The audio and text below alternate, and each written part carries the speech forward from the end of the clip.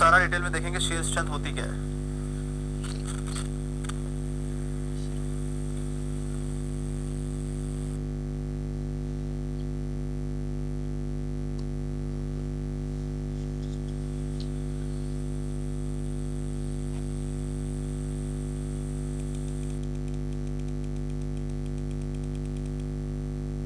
Manohar Ram, topic shear strength of soil.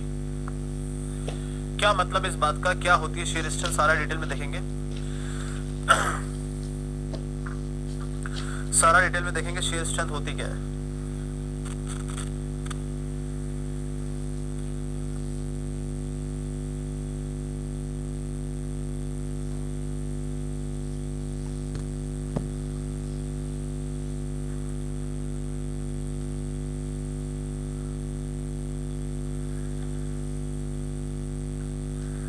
Sir एक request है sir, बस 50 दिन बचा हुआ है और अभी 3 सब्जेक्ट से ऊपर बचा हुआ है। करंट सब्जेक्ट चल रहा है, उसे छोड़कर मैनेजमेंट से बोलकर थोड़ा जल्दी करने को बोल दो आप। कम से कम 30 दिन तो चाहिए रिवीजन एंड टेस्ट के लिए। अच्छा तो बना देता हूँ। ये मैक्सिमम प्रिंसिपल स्ट्रेस है और यहाँ से माइनर प्रिंसिपल स्ट्रेस है। आपने सोम में जरूर पढ़ा होगा इसके बारे में। अब ये इधर से ही क्यों माइनर आ रहा है, इधर से ही क्यों मेजर आ रहा है, वो आपको धीरे धीरे सीखने को मिल जाएगा। अभी के लिए ये माइनर प्रिंसिपल स्ट्रेस है, ये मेजर प्रिंसिपल स्ट्रेस है। अब ये प्रिंसिपल स्ट्रेस डेवलप क्यों होते हैं, why this principal stress are develop. अब उसकी कहानी सुनते हैं। देखो यार, ये पूरी की पूरी सॉइल है, ध्यान से सुनना। आप देखो पूरी कहानी, I am telling you the story of the entire soil. तो ये पूरी पूरी सॉइल है। These all are soil solids and water, whatever it is. कुछ भी इसको समझो आप, ड्राई सॉइल समझो, बल्क सॉइल समझो, बल्क सॉइल समझ लो, थोड़ा बहुत वाटर कंटेंट भी है, सब कुछ है। आप किसी भी प्लेन पे देखेंगे, if you see at any plane, let us say any plane, कोई भी एक प्लेन ले लिया मैंने, इस एक प्लेन पे there will be a vertical stress due to the load of soil. Because of that normal stress will develop. कोई भी लोड आएगा, P by A का नॉर्मल स्ट्रेस डेवलप होता है। स्ट्रेस कैसे डेवलप होता है पता है। और उसी जगह पे all the soil solids are connected with each other due to the shear stress. उसी जगह पे शियर स्ट्रेस भी लग रहा है, क्योंकि दो सॉइल सॉलिड आपस में से कनेक्टेड है, इस तरह से कनेक्टेड है। तो सॉइल सॉलिड के बीच में शियर स्ट्रेस भी है और नॉर्मल स्ट्रेस भी है। और इन्हीं दोनों के कॉम्बिनेशन से क्या डेवलप होती है, प्रिंसिपल स्ट्रेस डेवलप होती है। आपने सोम में पढ़ा होगा, सोम में पढ़ा होगा सिग्मा 1 क्या होता है। सोम में पढ़ा होगा what is sigma 1। In strength of material might have studied what is sigma 1। Sigma x plus sigma y by 2 plus sigma x minus sigma y by 2। ऐसा बहुत लंबा चौड़ा एक फॉर्मूला पढ़ा होगा कि नॉर्मल स्ट्रेस से प्रिंसिपल स्ट्रेस कैसे निकालते हैं, isn't it? तो फिर tau x y तो sin 2 थीटा करके कुछ पढ़ा होगा। तो कोई भी नॉर्मल स्ट्रेस की वजह से एक ऐसी पोजीशन आती है, एक ऐसा प्लेन आता है जहां पे वो स्ट्रेस का वैल्यू दोनों का मिला के रिजल्टेंट वैल्यू मैक्सिमम हो जाता है, उसको प्रिंसिपल स्ट्रेस प्लेन बोलते हैं। ये मेजर प्रिंसिपल स्ट्रेस है। The major principal stress right now is in vertical plane. ये है वर्टिकल प्लेन में, देखिए vertical plane, but it is perpendicular to horizontal plane. It is in perpendicular to vertical plane and working in a horizontal plane. Work तो कर रहा है horizontal में। तो अब आप किसी एक प्लेन पे अगर आप देखेंगे, किसी भी एक प्लेन पे अगर आप देखेंगे, लेटर से कोई भी एक प्लेन ले लेते हैं, ये एक प्लेन ले लेते हैं कुछ इस एंगल पे। इस एक प्लेन पे अगर मैं देखता हूं तो there will be a shear stress like this और there will be a normal stress like this. इधर ले लो, इधर ले लो, कहीं भी ले लो। ये नॉर्मल स्ट्रेस है, ठीक है। ये नॉर्मल स्ट्रेस है और वो शियर स्ट्रेस है। नॉर्मल स्ट्रेस है और ये शियर स्ट्रेस है। तो एक कोई भी प्लेन ऐसा आएगा, there will be one plane, ऐसा करके इनफाइनाइट प्लेन है। This kind of infinite planes are there. आप इनफाइनाइट प्लेन बना दीजिए, इनफाइनाइट प्लेन बना दीजिए। At any plane you will find some value of shear stress, some value of normal stress. कहीं एक ऐसा कुछ जो वो आएगा, क्या बोलते हैं इसको, कॉम्बिनेशन आएगा, there you will find the maximum value of shear stress. एक ऐसा एंगल आएगा कि जहां पे सबसे maximum value of shear stress आ जाएगी। उसके बाद अगर लोड कंटीन्यूअस हुआ, आफ्टर दैट फिर load is continuous, will get failed in the shear stress. उसी को शियर स्ट्रेंथ बोलते हैं। That value will be known as what, shear strength. उसी चीज को हम शियर स्ट्रेंथ बोलते हैं। बाकी किसी भी कॉम्बिनेशन पे whatever the shear stress is developing, that is shear stress. But when the shear stress reaches its maximum value at a particular plane, वो आपका फेलियर प्लेन है। वहां पे आपको स्ट्रेंथ मिल जाएगी कि भैया यहां तक मैक्सिमम सर्वाइव कर सकते हैं। आपने मुझे आगे ऐसे मारा, मैं ऐसे हिला, तो क्या मुझे दर्द नहीं हुआ? Yes I got a pain, but that was bearable. But एक आदमी खिंचा के ऐसा खतरनाक मार दे कि घिरी जाओ आप, तो वो आपकी स्ट्रेंथ से ज्यादा चला गया। स्ट्रेंथ का मतलब ही क्या होता है? Maximum thing which you can take. Strength means resistance against gradual loading. तो ग्रेजुअल लोडिंग डाले जा रहे हैं, आप टूट नहीं रहे क्योंकि तब तक आपका स्ट्रेस चल रहा है। जब आप उस मैक्सिमम वैल्यू को अचीव कर जाएंगे, तब वो स्ट्रेंथ चला जाएगी। That will be what, strength. तो मैं एक और प्लेन बना देता हूं। I will make one more plane over here. मान लेते हैं ये वो एक प्लेन है, ये वो एक प्लेन है जहां पे जो shear stress और normal stress डेवलप हो रही है. This is the shear stress which is developing over here. This is the shear stress developing over here. Tau. ये tau है और यहाँ पे जो normal stress डेवलप हो रही है ये sigma n है. This is what sigma n normal stress. ठीक है. इन दोनों का जो रिजल्टेंट आ रहा है, इन दोनों का रिजल्टेंट जो आ रहा है वो अपने को बर्बाद किया जा रहा है. ये अपने सॉइल को तोड़ेगा. ठीक है. Resultant is making a beta angle from the normal stress and it is what your critical plane.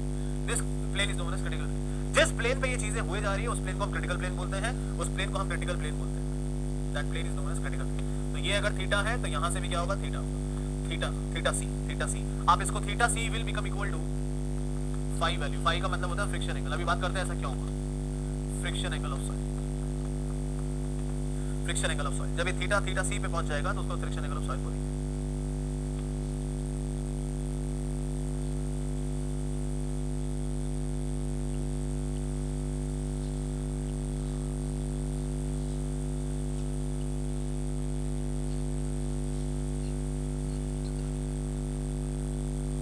Vyom Mishra sir आप लोगों के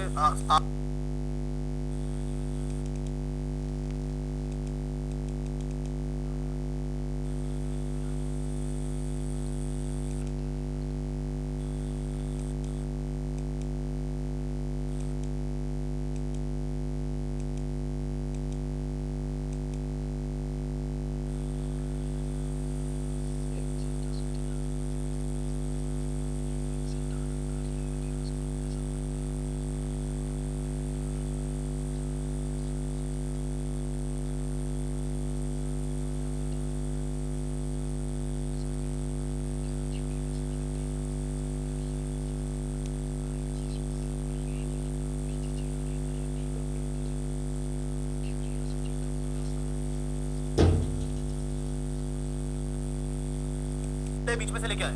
हम टेस्ट के दौरान मैक्सिमम प्रिंसिपल स्ट्रेस यहां से डेवलप कर रहे हैं और मिनिमम प्रिंसिपल स्ट्रेस यहां से डेवलप कर रहे हैं, तो किस प्लेन पे फेलियर हो रही है? ये सरचार्ज नहीं है. ग्राउंड लेवल बनाया क्या कहीं पे मैंने कि ये ग्राउंड लेवल है? सरचार्ज की बात अलग है, वो ग्राउंड सिचुएशन है, उसके बारे में बात करेंगे अभी.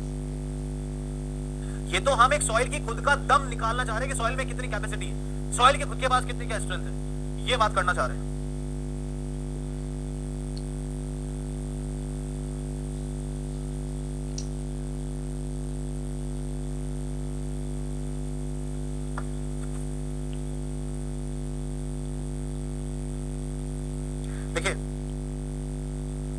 Shear strength of soil is the capacity of soil. Shear strength of a soil is the capacity of soil.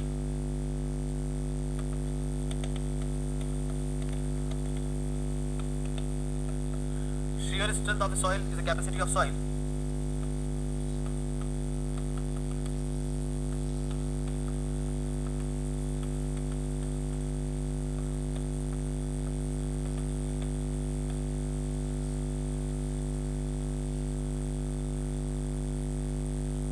To resist shearing stress. To resist shearing stress.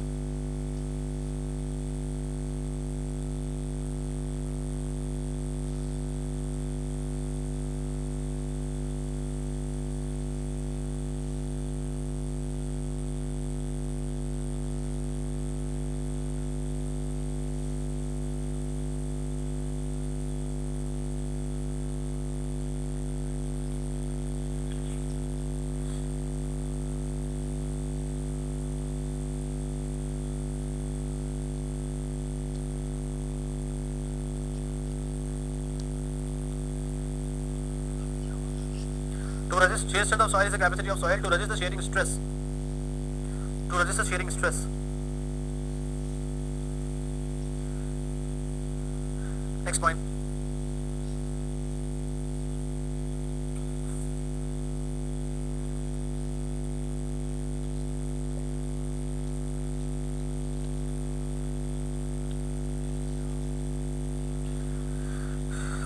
Next point.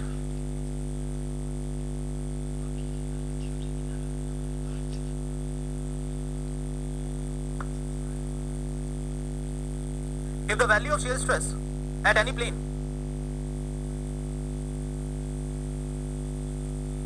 if the value of shear stress at any plane becomes maximum,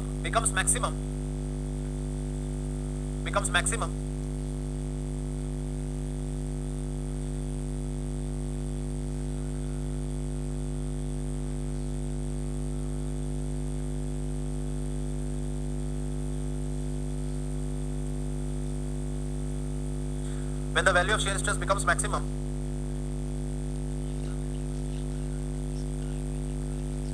due to any combination of principal stresses,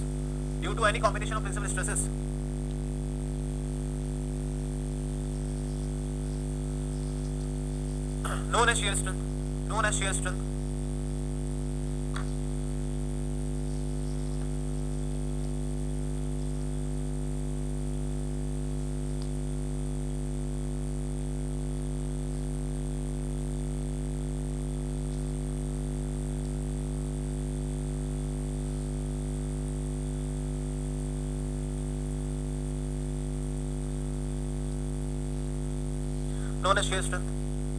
the plane where the shear strength is developing,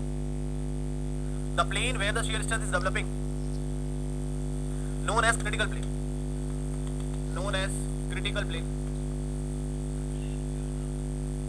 which is making, इसको यहाँ से हटा दो, ये friction angle नहीं है, गलत हो गया, beta will be become equal to friction, ये गलत हो गया, प्लीज रिमूव दिस, इसकी वैल्यू बता देता हूँ, दिस इज 45 प्लस 5/2, बीटा की वैल्यू बीटा मैक्स हो जाएगी और वो हो जाएगी 5 के बराबर, that is going to equal to 5, ठीक है।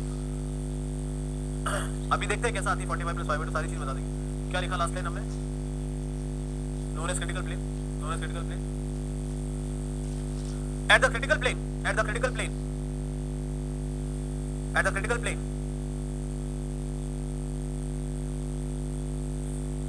the critical plane, the angle between normal and resultant stress,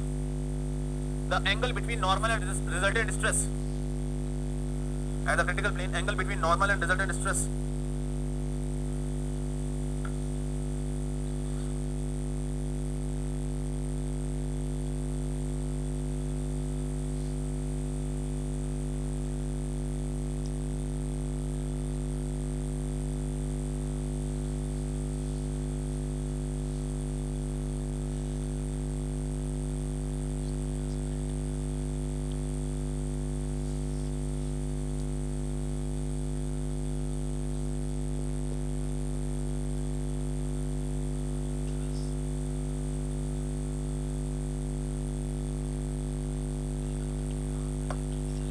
at the critical plane, angle between normal and resultant stress, that is beta, becomes maximum,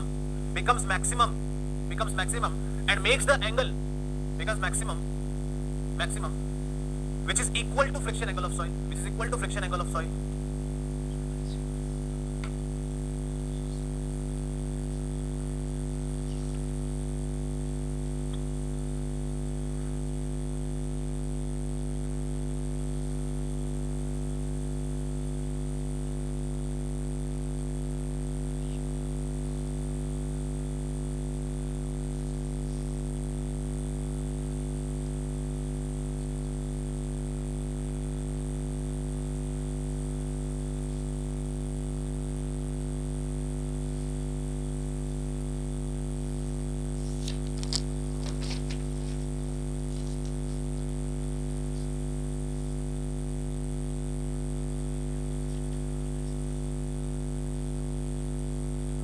Next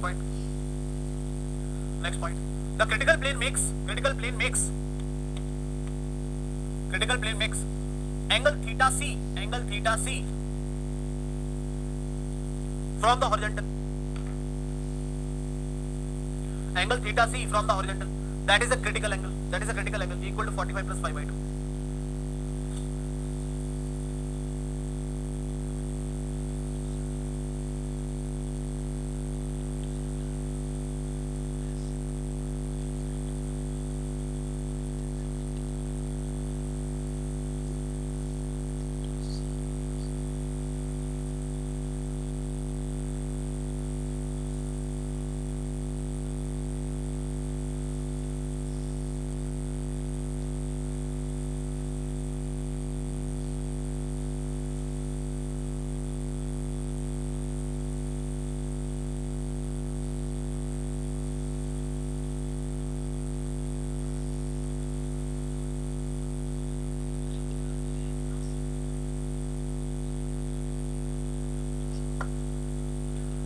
In soil, shear strand develops. In soil, shear strand develops. Next point. In soil, shear strand develops either due to interlocking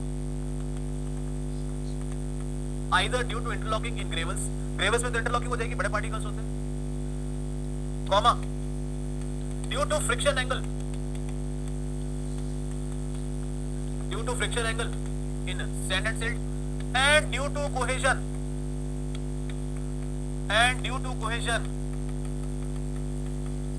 Silt and clay.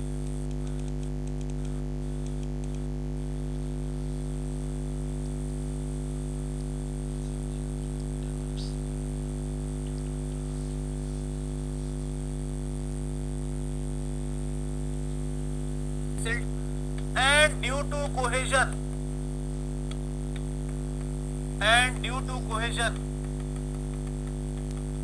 Silt and clay.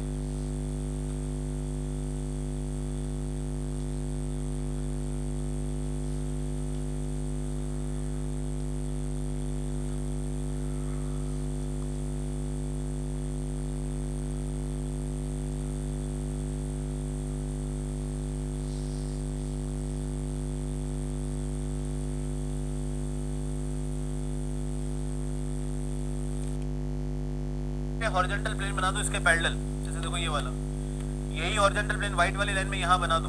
ये horizontal plane है, this is horizontal plane, और I can say this is the plane perpendicular to which minor principal stress is working. This is the plane perpendicular to which minor principal stress is working.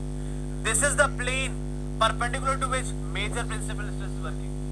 और ये plane कौन सा है? Failure plane है. ये तीनों plane जहां आके मिलते हैं उसको पोल बोलते हैं. That is what पोल. कौन कौन से प्लेन आए? ये वर्टिकल प्लेन, ये हॉरिजॉन्टल प्लेन और ये फेलियर प्लेन जहां आके मिलेंगे उसको क्या बोलते हैं? पोल बोलते हैं. That is known as what? पोल. उसको पोल कहा जाता है. ठीक है. हालांकि मोर सर्किल में डिफाइंड है, यहाँ डिफाइंड नहीं है, मैंने बस आपको बता दिया है. मैं मोर सर्किल में भी आपको ये चीज डिफाइन करके बता दूंगा. ठीक है. चलो अब बात करते हैं कि कैसे क्या है इसका सिस्टम. आपने देखा होगा कि मोर सर्किल नाम की एक चीज देखी होगी. You might have observed a thing which is known as Mohr circle. तो वही मोर सर्किल मैं आपको यहाँ पे बना के दिखाता हूँ, क्योंकि प्रिंसिपल स्ट्रेस से रिलेटेड चीज है, तो मोर सर्किल का तो काम होगा ही होगा. ये आपका मोर सर्किल है, मान लीजिए.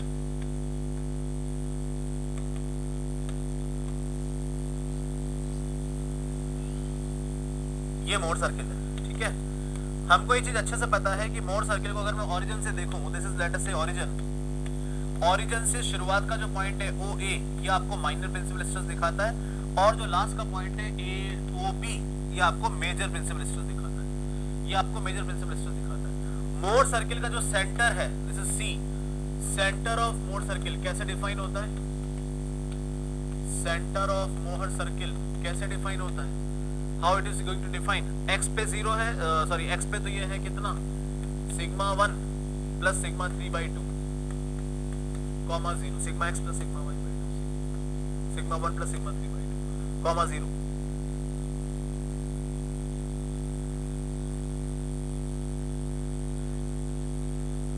Sigma x plus sigma y by 2, उससे अपने आप ही बन जाएगा. मोर सर्किल से प्रिंसिपल स्ट्रेस तो निकाल रहे हैं, sigma x plus sigma y by 2. और जो रेडियस ऑफ मोर सर्किल है, r, रेडियस कैसे बनती? ये है रेडियस आपकी. रेडियस का फॉर्मूला कैसे निकल के आता है? Sigma x minus sigma y divide by 2 square plus tau x y square. ये सब आप सोम में पढ़ चुके हो, इसलिए मैं इसके डिटेल में नहीं जा रहा.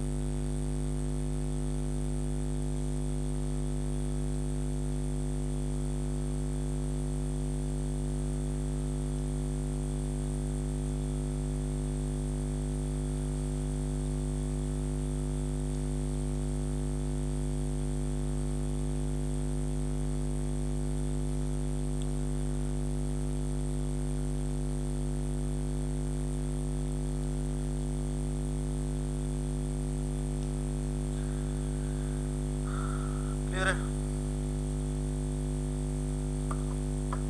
अब देखो, ये मैं आपको एक स्टैंडर्ड मोर सर्किल बना के दिखा रहा हूँ for C5 soil. Standard more circle है C5 सॉइल के लिए, जिसमें C भी है और 5 भी है। जहां पे मोर सर्किल से एक हम वो क्या कहते हैं, टेंजेंट अगर लेते हैं और जिस पॉइंट पे जाके मिलता है उसको हम फेलियर पॉइंट बोलते हैं, और इस मोर सर्किल के इस टेंजेंट को हम बोलते हैं मोर सर्किल फेलियर एनवेलप। ये आपका फेलियर पॉइंट है, और ये जो ब्लू लाइन है, this blue line is nothing but, ये जो ब्लू लाइन है इसको बोलते हैं मोर सर्किल या मोर फेलियर एनवेलप।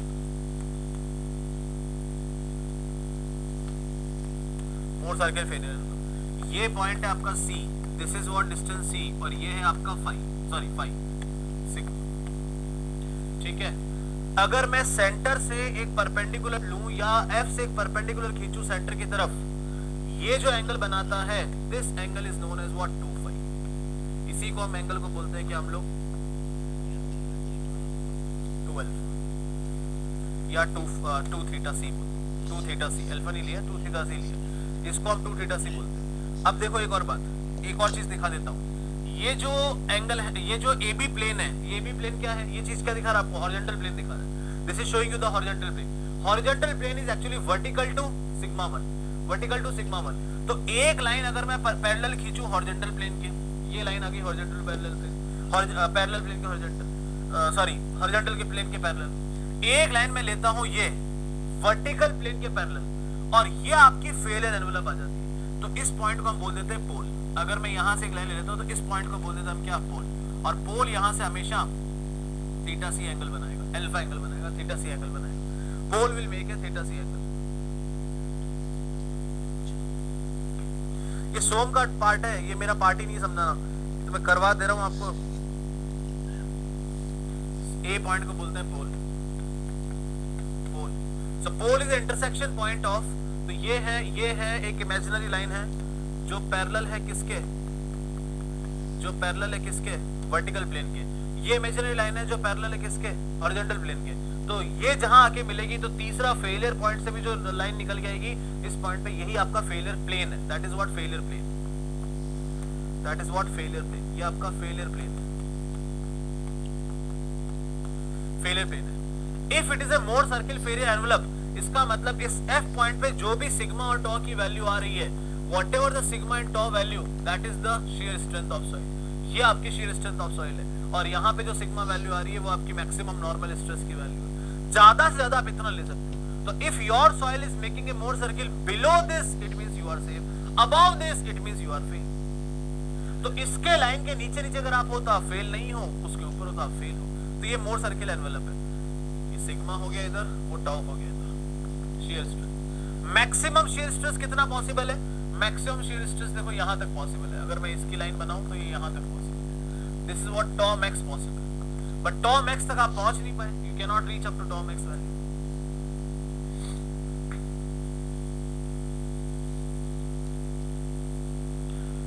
इस केस में अगर आप इक्वेशन देखेंगे तो इक्वेशन आती है sigma 1 is equal to sigma 3 tan square 45 plus 5/2 plus 2c tan 45 plus 5/2। इसको हम डिराइव कर सकते हैं बट जरूरत बिल्कुल भी नहीं।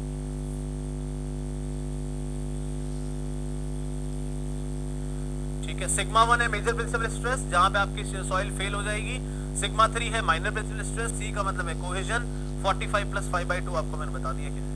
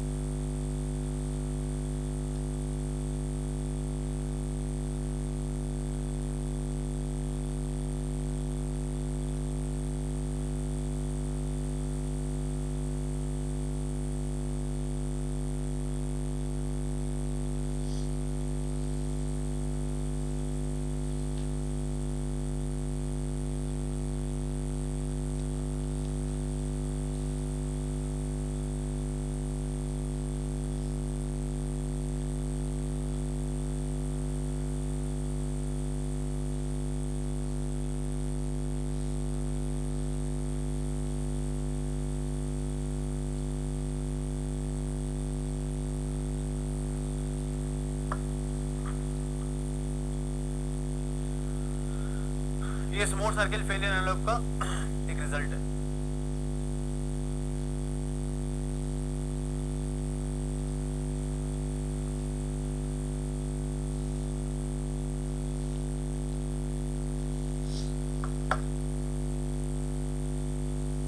ये एक C5 सॉइल के लिए हो गया। ये बताओ अगर मुझे यही Mohr circle, if the same Mohr circle if I want to draw it for sand तो कैसा बनेगा? सैंड के लिए बनाना चाहूं तो C0 हो जाएगा, ये नीचे आ जाएगी लाइन। तो वो बना के दिखाता हूं मैं आपको। Let me show you that.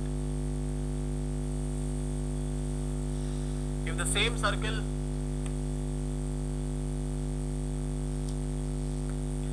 If I draw the similar thing, अगर मैं यही चीज प्योर सैंड के लिए बनाऊं, देखो कहां चेंज आ रहा है वो आपको अपने आप ही समझ में आ जाएगा। प्योर सैंड, अगर प्योर सैंड के लिए बनाते हैं तो C क्या हो जाएगा? 0 हो जाएगा। अगर C 0 हो गया, देखो कितने चेंजेस आएंगे, लाइफ चेंज हो जाएगी इस पूरे सर्किल की।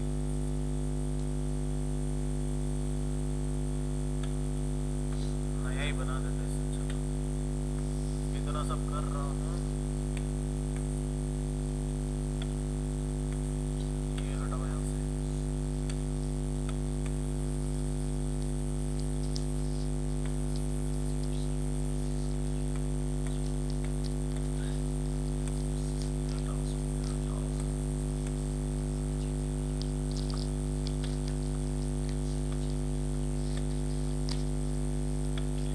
बना देते हैं। इतनी माथा बच्ची कौन करेगा यार। ये लो, ये बन गया नया सर्किल। ये है सिग्मा, इधर है सिग्मा, इधर है टाउ, ठीक है। और ये बन गया सर्किल, ये बन गया सर्किल। सर्किल को कर देते छोटा, नीचे वाला पोर्शन हटा देते, सर्किल हो गया छोटा। अब क्योंकि प्योर सैंड के लिए बन रहा है तो C0 है, मतलब आपका फेलियर, मतलब यहां से होके निकले। This is your failure envelope, ये आपका फेलियर एनवेलप है। ये पॉइंट है F, ये पॉइंट है F। फिर से वही बात, अगर मैं एक लाइन खींचूं जो कि आपकी, अच्छा ये है सिग्मा 3, ये है sigma 1। If I draw a parallel line to vertical plane, that is a parallel line to vertical plane, ये वर्टिकल प्लेन से पैरेलल लाइन है। If I draw a parallel line to horizontal plane, if I draw a parallel line to horizontal plane, तो ये फिर से कौन आ गया? पोल आ गया। इस पोल से मैं फेलियर एनवेलप को मिला सकता हूँ। This is my failure plane in the soil, this is a failure, is making angle theta C from here. लेकिन अगर मैं सेंटर से बात करूं, सेंटर से अगर एक परपेंडिकुलर लेते हैं, if I draw a perpendicular from center, if I draw a perpendicular from center, it will make what? 2 theta C angle from here। ये एंगल कितना है? ये है आपका beta max, that is equal to 5। अब आप खुद सोचो, आप खुद सोचो, यहाँ पे बहुत सारे प्लेन हो सकते थे, यहाँ पे बहुत सारे प्लेन हो सकते थे। ये भी एक प्लेन है, ये भी एक प्लेन है, ये भी एक प्लेन है, ये भी प्लेन है, ये भी प्लेन है, ये भी प्लेन है। But only the line which I have made here, that is only the making the maximum angle from the normal stress. So whoever is the plane which is making maximum angle from the normal stress is known as failure plane. तो वो आपका failure plane हो जाता है, और उसी को हम क्या बोल देते हैं? फाई बोल देते हैं। अच्छा एक और बात, यहां से लेके यहां तक की जो वैल्यू होगी ये रिजल्टेंट स्ट्रेस कहलाती है। यहां पे भी यही कहलाएगी, here also the same, here also it will be same, resultant stress. क्यों रिजल्टेंट स्ट्रेस कहलाएगी उसको भी देख लेते हैं। क्यों रिजल्टेंट स्ट्रेस कहलाएगी उसको भी देख लेते हैं। क्योंकि देखो बहुत ही सिंपल सी बात है, यहां पे अगर मैं ड्रॉ करता हूं तो दिस इज व्हाट टॉ, और ये जो लाइन है वो क्या दिखा रही है आपको? सिग्मा। तो ये है टॉ, ये है सिग्मा, तो रिजल्टेंट क्या आएगा? Hypotenuse is equal to vertical square plus horizontal square का ओवर रूट। इसलिए ये वैल्यू क्या है? सिग्मा आर है। ये वैल्यू क्या है? सिग्मा आर है। तो अब एक स्टेटमेंट लिखवाई थी आपको कि at a failure plane, the angle between normal stress pink line and resultant stress is maximum beta, that is going to become equal to 5। यहां पे भी अगर आप टॉम एक्स देखोगे तो यहां पे भी अगर टॉम एक्स देखोगे तो टॉम एक्स तो यहां है, this is the Tom x. It means in case of sand, whatever the tau is developing, whatever the shear stress is developing is less than the maximum shear stress possible in the soil, is less than, मतलब shear stress sand की क्या है? Maximum value से कम आ रही है। In fact C5 soil की भी maximum value से क्या आ रही है? कम आ रही है, कम आ रही है। तो ये सैंड के लिए हो गया।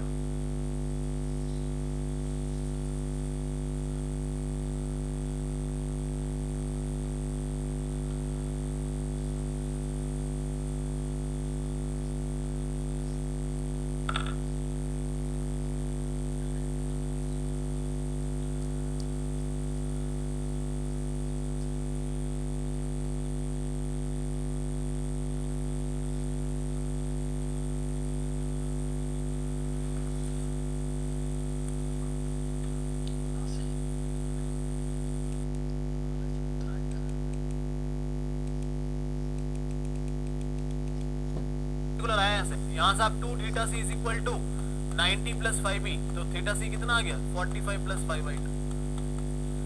ये मैंने आपको शुरुआत में बता दिया था, मैंने कहा बाद में बता दूंगा आपको।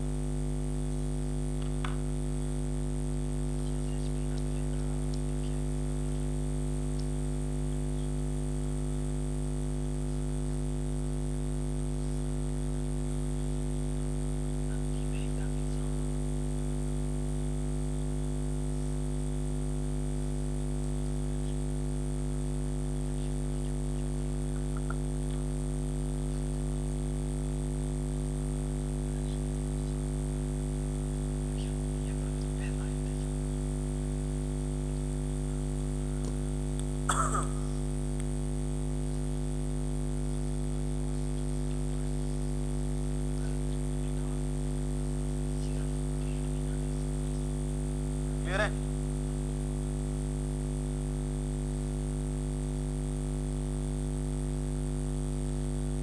अब बताओ क्ले में क्या होगा? इन case of clay this is for pure sand. अच्छा यहां पे अगर C0 है तो सिग्मा 1 क्या बच जाएगी? Sigma 3 10 square 45 plus 5/2। Sigma 3 10 square 45 plus 5/2, क्योंकि जो 2c वाला था वो तो चला गया, the 2c portion has gone.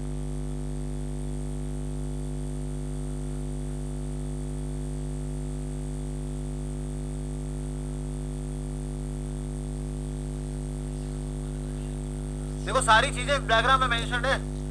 Failure plane is making theta C angle from the normal stress plane या फ्रॉम द माइनर क्या कहते हैं sigma plane. Failure plane is making theta C, ठीक है। रिजल्टेंट स्ट्रेस या Mohr circle failure envelope is making beta max angle from the normal stress. ये अलग angle बना रहा है, अलग एंगल बना रहा है, ध्यान रखिएगा दोनों बातों का। अब क्ले में क्या होगा? सी बिल्कुल क्या आ जाएगी? 0 आ जाएगी। इन क्ले व्हाट विल हैपन? अच्छा इसको क्यों कॉपी कर रहा हूं, फिर से वही नया बनाना पड़ेगा। In case of clay what will happen? Phi 0 हो गया। अगर क्ले में फाई 0 हो गया और ये सर्किल है, if it is a circle, और अगर क्ले में फाई 0 हो गया, ये सिग्मा 3 आ गया, ये सिग्मा 1 आ गया, ये सिग्मा 1 आ गया, ठीक है। ये वैल्यू आ गई। फाई 0 है ना, फाई 0 है तो ओरिजिन से स्टार्ट होगा नहीं, it will not start from origin, this will become your failure envelope. ये आपका मोर सर्किल फेलियर एनवेलप बन गया। This is the failure envelope, this value is C. ये पूरी सी आ गई और यही किसके इक्वल हो गई? टॉम एक्स के इक्वल हो गई। There is no phi value here, there is no phi value here, phi is 0। अब अगर फाई 0 है,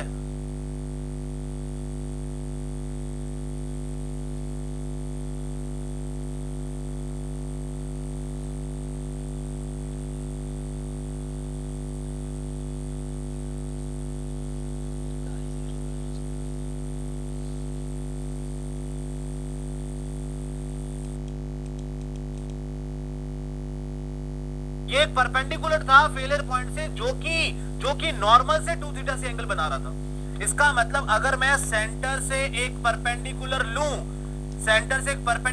जो कि फेलियर प्लेन से आता हो, सेंटर से एक परपेंडिकुलर लिया जो कि फेलियर प्लेन से आता है, ये कितना एंगल बना रहा है? 2 थीटा सी। और इस वक्त 2 थीटा सी क्या है?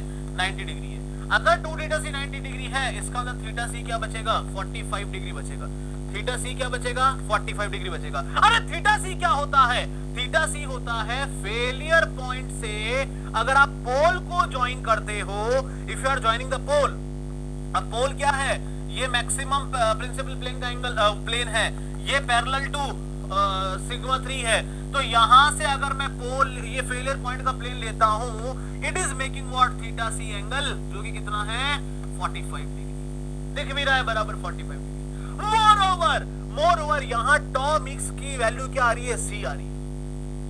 इससे बड़ा कोई टॉ अवेलेबल ही नहीं है, इसका मतलब क्ले ही एक ऐसी चीज है जिसमें मैक्सिमम शियर स्ट्रेंथ की वैल्यू तक आप पहुंचते हो, जिसका वैल्यू होता है C. Here tau max is becoming equal to what? C only. C only. Here if you ask me, tau is equal to what? C plus sigma tan phi. Sorry, C तो यहाँ है नहीं, sigma tan phi. Sigma tan phi. अरे ये कैसे हो गया? अरे ये कैसे हो गया? ये रहा sigma tan phi. Phi का मतलब क्या है? ये रहा phi. Sigma tan phi कैसे हुआ? अरे क्या ये देखो, ये रहा, ये ट्रायंगल दिख रहा है, ये ट्रायंगल दिख रहा है. This is tau, this is what sigma value, any sigma value here, and this is the angle. So tan phi will be equal to what? Tau divided by sigma. Tau divided by sigma. So tan phi is equal to what? Tau divided by sigma. And this value tau is less than what? Tau max. And here if you see, you will find tau will be equal to C plus sigma tan phi. C plus sigma tan phi. अरे ये कैसे हो गया? ये रहा, देखो ये रहा, ये ट्रायंगल देख लो. Try to see this triangle. Here, what is the tan phi? This much value divided by sigma. This much value divided by sigma. ये कितना है? कुछ भी x वैल्यू मान लो, उसमें और कितना ऐड करना पड़ेगा? ये वैल्यू ऐड करनी पड़ेगी. ये वैल्यू कितनी है? C है. तो C plus this value will be total tau. तो C plus this value, कौन सी वैल्यू? यहां से लेके यहां तक की वैल्यू. एंड यहां से लेके यहां तक कैसे निकालोगे? By this phi value. So here the tau is equal to C plus sigma tan phi. और ये भी किससे लेस होगा? ये भी किससे लेस होगा? tau max से लेस होगा. It is also less than what? Tau max. Clear है? इसका मतलब क्ले का जो कोहेजन है, cohesion of clay is shear strength of clay. अरे ये लाइन सर कहीं पहले लिखवाई है क्या? हाँ लिखवाई है, बिल्कुल लिखाई है, ये रही देखो, ड्यू टू कोहेजन. फिर फाइव वाला कोई सिस्टम लिखवाया है क्या? हाँ फाइव वाला लिखवाया है. इन sand shear strength will be developed. In sand shear strength will be developed due to phi. ये रहा due to friction angle in sand. अरे कहाँ? ये रहा देखो, कहाँ गया? ये रहा due to friction angle. Sir silt में C और phi दोनों होता है. हाँ होता है, ये रहा, ये देखो, ये रहा C एंड phi दोनों. तो ये जनरल डायग्राम हो गया, ये सैंड के लिए हो गया, और ये आपके क्ले के लिए हो गया. This is for clay.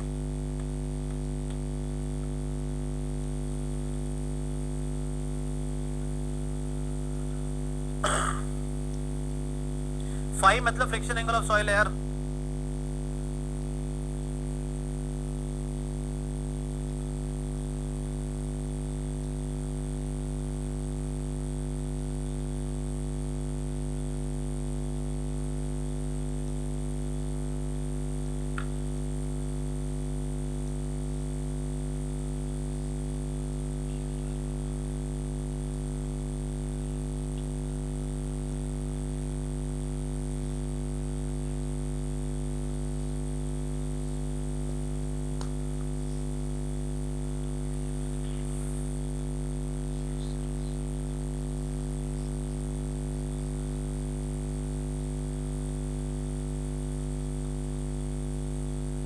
Hence we can say, write down, hence we can say for sand and silt, hence we can say for sand and silt,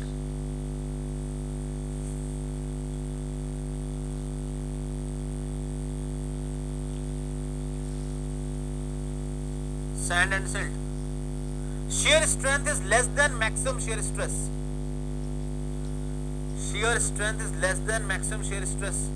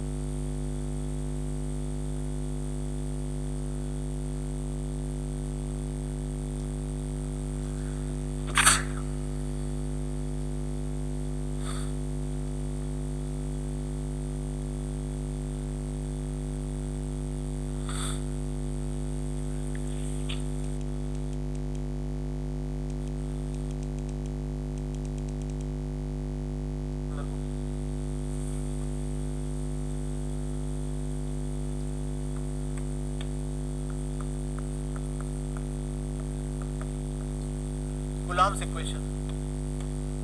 So this is what your Coulomb's equation. ये Coulomb's equation है, ये sigma है, ये टॉ है और ये Mohr failure envelope है. This is what your more failure envelope. This is C, this is phi. So Coulomb's equation is tau will be equal to C plus sigma tan phi. Normal stress. This is what your normal stress.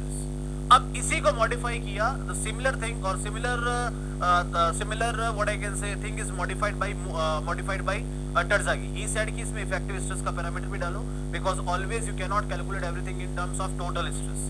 ये total stress parameter है, ये सारे total stress parameter है. So with this total stress, whatever the phi is coming, that is the total stress parameter.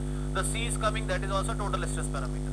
But जैसे drainage हुआ, once your water will decrease, your pore water pressure will decrease. अगर pore water pressure decrease कर गया तो effective stress increase कर जाएगा और very कर जाएगा. इसीलिए एक मॉडिफिकेशन डाला गया कि सेम चीज हम इफेक्टिव स्ट्रेस के पैरामीटर में दे सकते हैं, उसको हम बोलेंगे drained shear strength. This is undrained shear strength. This is undrained shear strength. तो यहां जो हमने आपको ये C एंड phi दिया है, ये टोटल स्ट्रेस पैरामीटर है, टोटल स्ट्रेस शियर पैरामीटर है, टोटल स्ट्रेस शियर पैरामीटर.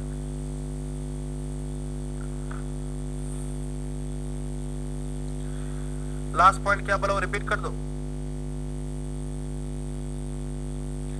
ये बोला था कि hence for sand and silt shear strength is always less than maximum shear stress.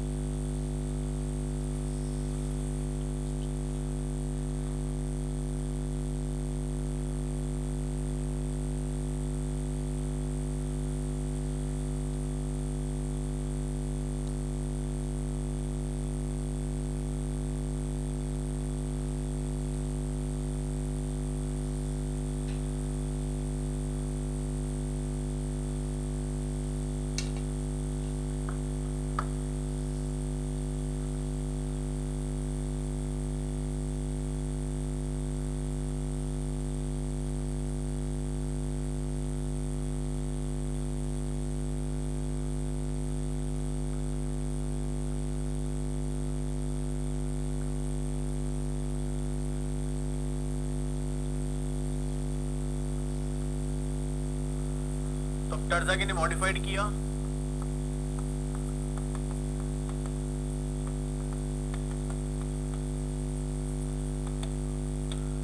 And he said कि ऐसा कुछ भी नहीं है,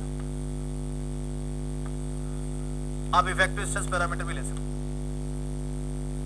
you can take effective stress parameter, जहां ये फाई डैश आ जाएगा, ये वैल्यू भी सी डैश हो जाएगी, सिग्मा एन डैश लग जाएगा और टॉ आ जाएगा.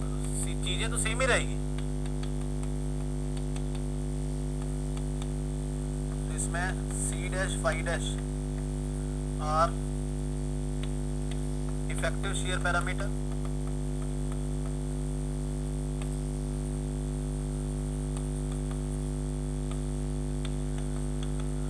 Drained shear strength, drained shear strength.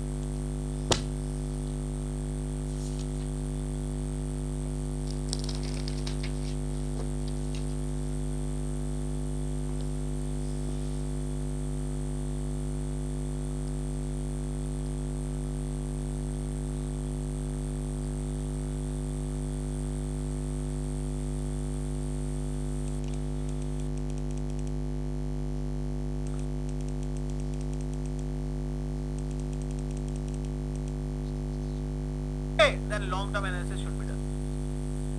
तो अगर क्वेश्चन में कहीं लिखा आ जाए कि हमने लॉन्ग टर्म लोडिंग की है तो अपने आप ही समझ लेना आपको यहाँ आना है, आपको यहाँ आना है, क्योंकि सैंड भी लॉन्ग टर्म में तो ये देगी ही देगी. लिखेंगे next point. For sand, sand भी सही आंसर.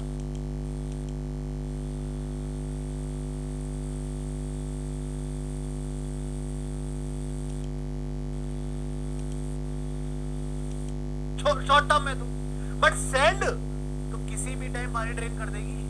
तो for sand short term analysis, और आई कैन से अनड्रेन्ड shear strength you can find any time. Sorry, what I can say, drained shear strength you can find any time either by short term loading or long term loading. But if you want to find drained shear strength for clay, then long term analysis should be done. तो अगर question में कहीं लिखा आ जाए कि हमने long term loading की है तो अपने आप ही समझ लेना आपको यहाँ आना है, आपको यहाँ आना है, क्योंकि सैंड भी लॉन्ग टर्म में तो ये देगी ही देगी. लिखेंगे next point. For sand, drained shear strength can be found either by short term or by long term analysis.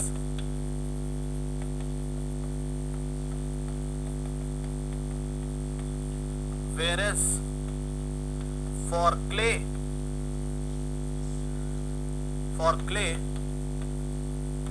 to get drained shear strength, long term analysis has to be carried out.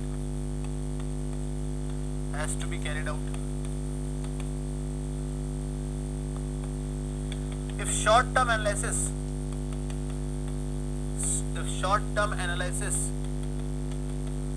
is done over clay, it will result in undrained shear strength.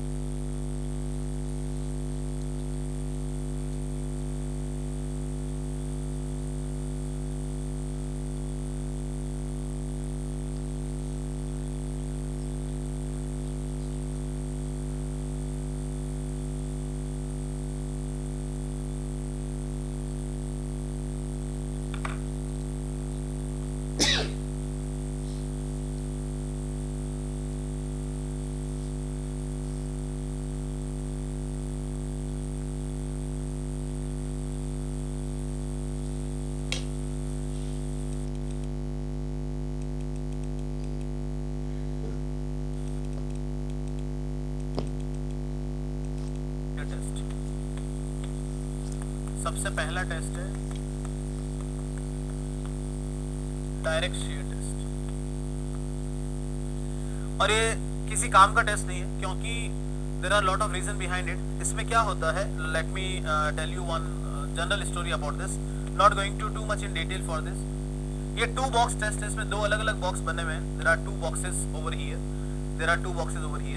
अब होता क्या है कि यहां से एक load भी apply किया जा रहा है, from here you have applied a load P। अभी जो बॉक्स है वो या तो सर्कुलर है, पहले सुन लेना कहानी फिर लिखवा दूंगा, ठीक है। ये बॉक्स या तो सर्कुलर है या स्क्वायर है, it means the cross section you are doing. Soil here है, soil is here also, soil is here also, means the same soil is getting a cut over here at this plane. अब जैसे आपने load लगाया P, area आपको पता है, मतलब normal stress आपको पता है, you know the normal stress. Now you are applying the stress in this direction so that to fail in shear.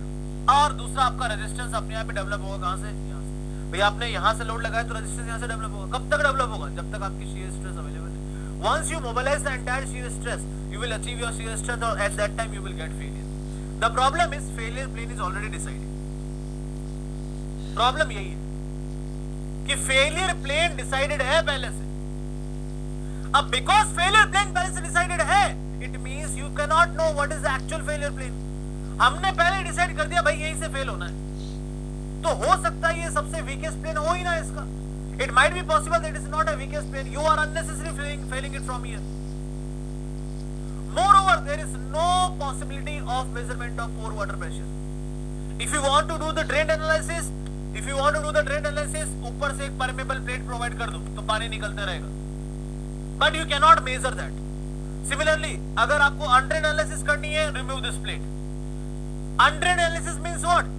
Undrained analysis means what? You are applying the load. It means water want to come outside, but water is not coming outside. It means excess pore water pressure will develop. पानी बाहर आ नहीं पा रहा है, पानी बाहर निकलने को हो रहा है, उसके ऊपर pore water pressure excess develop हो जाएगा, but that you can not measure, वो आप मेजर ही नहीं कर सकते। Moreover surface of this box also imparting restraining effect as the steel plate was imparting over the concrete cube. ये surface restraining effect और दे रही है। रिजल्ट कैसे शो करना है, रिजल्ट ऐसे शो करना है आपको। रिजल्ट शो करने में कोई दिक्कत नहीं, रिजल्ट शो करना बहुत आसान है। कैसे भाई, आपने एक लोड लगाया, you have applied a load, under this load you know the area, आपने एक सिग्मा n निकाल दी, लेट अस से सिग्मा n1, और उस पॉइंट पे जितना आपका shear stress था, whatever you have applied normally, यहां आपने नोट कर लिया tau1, ये एक पॉइंट क्रिएट हो गया, ये एक पॉइंट यहां पे क्रिएट हो गया, लेट अस से here। सेकंड थोड़ा और लोड बढ़ाया, यहां पहुंचे, तो उस वक्त वहां से भी लोड बढ़ाया, यहां पहुंचे, थोड़ा और लोड बढ़ाया, यहां पहुंचे, फिर यहां पहुंचे, और लेट अस से यहां आके आप फेल कर गए, here you have got failed. It means your more circle envelope, ये जो failure envelope है वो ऐसा बन गया, this is what your failure envelope, इसका मतलब ये है कि इस टेस्ट में failure envelope पहले बन रही है, सर्किल बाद में बनता है। अब मैं इसके हिसाब से एक सर्किल ड्रॉ करूंगा, by this or I can say as rough analysis I will draw a circle like this, तब मुझे पता चलेगा ओ तो ये है failure plane। Hidden trial circle draw करना पड़ेगा, तो इसमें मोर सर्किल फेलियर एनवेलप पहले से आ गई। अब you know this angle also, आपको इसका एंगल पता है, और ये जो डिस्टेंस बचती है वो क्या है, सी है, तो सी और फाई दोनों निकाल सकते हैं। आगे समझ में, बिकॉज इसमें एक्सेस पोर वाटर प्रेशर का एनालिसिस कर ही नहीं सकते, तो अनड्रेन्ड करने का कोई मतलब ही नहीं है। There is no meaning of making this test undrained. So we have to do the drain test. And if you are doing the drain test in short term, it means it is suitable for what? Sand. इसका मतलब suitable किसके लिए? Sand के लिए। Drainage की कोई खास facility है नहीं, we have to provide the permeable layer over here, but क्यों करनी पड़ रही है? Because if you make it undrained you can not measure the excess pore water pressure, तो क्या मतलब उसको करके? आगे बात समझ में?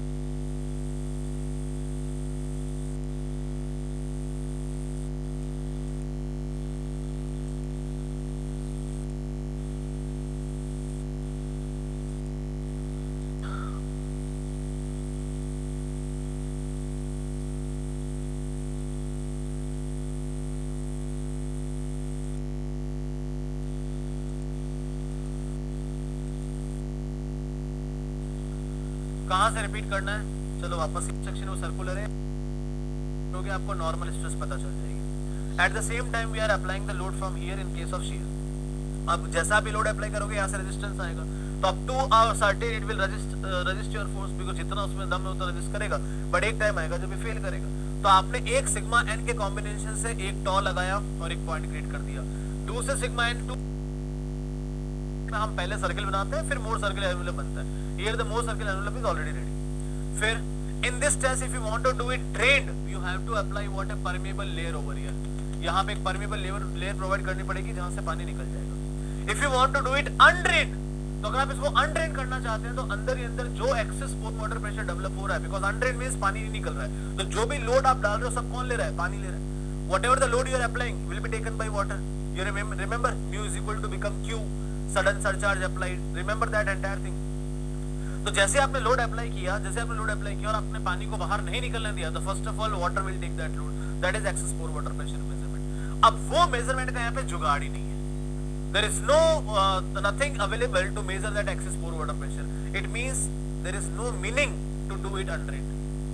तो undrained तो इसको कर ही नहीं सकते, undrained कर नहीं सकते, इसका मतलब क्ले के लिए सूटेबल ही नहीं है। तो ये सूटेबल किसके लिए, सैंड के लिए। तो we have to do this test drained in drained condition, हमको करना ही पड़ता है drained condition के।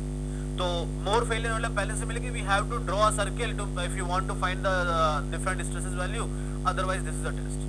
So there is no method of measurement of pore water pressure, that's why it has to be undrained. फिर मैंने बोला कि ये जिसकी body part है, this body part itself is going to give you the re-straining effect as it was the steel plate was giving to the concrete specimen. तो वैसा resistance या वैसा re-straining effect इसको provide करता है। तो कभी भी आपकी uniformity of the shear stress develop नहीं होगी। There is no uniform shear stress supposed to develop. Excess pore water pressure measure नहीं कर सकते। Moreover, यहाँ से ही fail होगा, from this plane only it is going to fail. हम soil को जबरदस्ती यहाँ से फेल करें, it means the predetermined failure plane here it is. So nobody can check that what is the exact weakest plane, you have to fail this from here. ये है direct shear test. तो ये एक हल्का फुल्का वापस से मैंने आपको आइडिया दे दिया, देख लीजिए direct shear test. It is suitable for sand, देखिए it is suitable for sand, it is suitable for sand.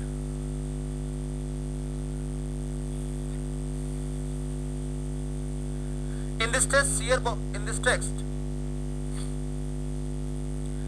soil is filled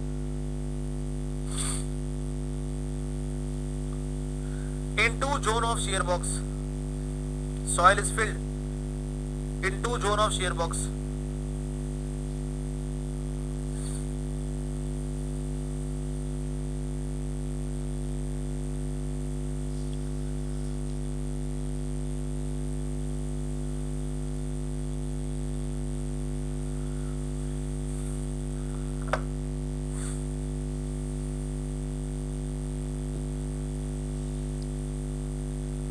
The soil specimen is tested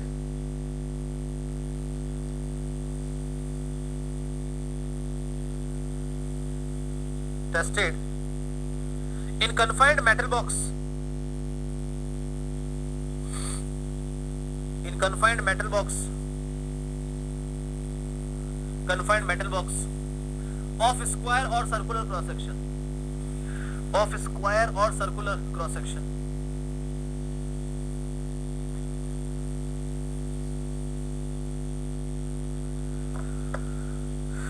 Of a square and circular cross section.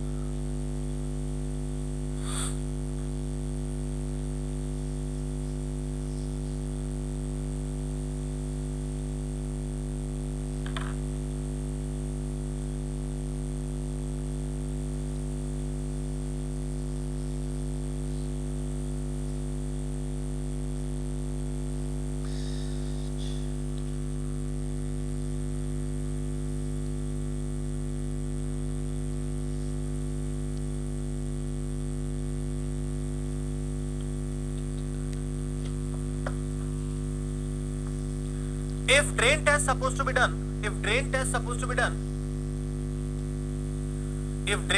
to be done, then permeable plates can be provided at top and bottom.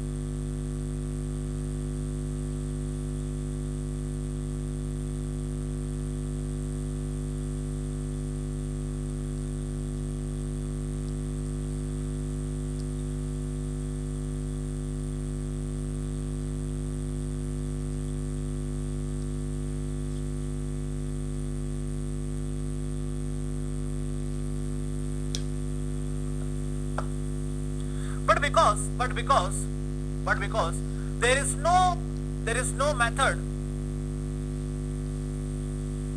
but because there is no method available to check the excess pore water pressure developed,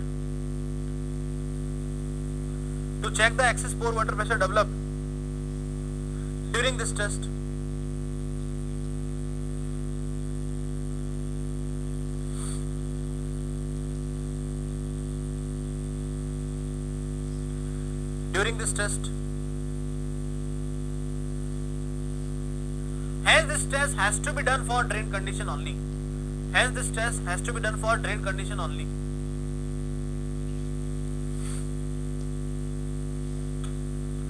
Next point.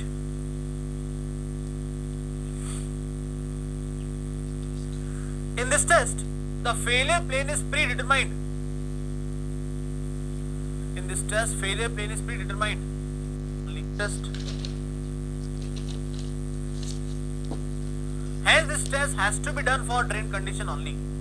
Hence this test has to be done for drain condition only.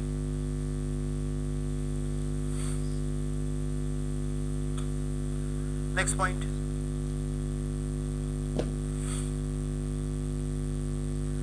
In this test, the failure plane is predetermined.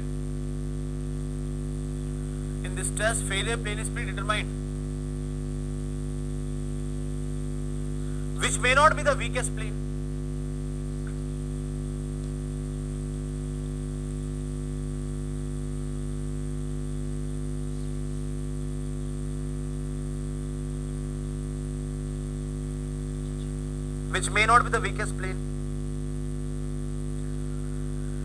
Next. Due to restraining effect of shear box,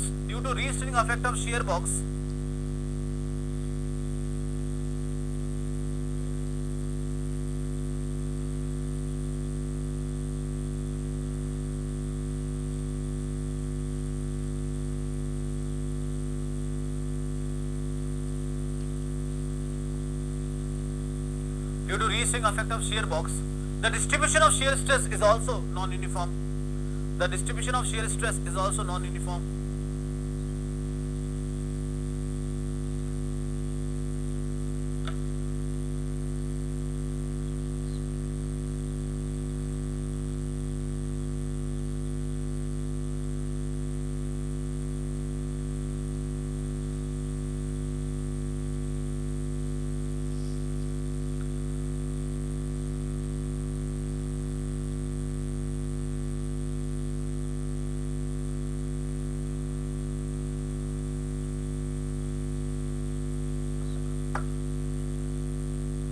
Next point. During the test, vertical load is applied to specimen.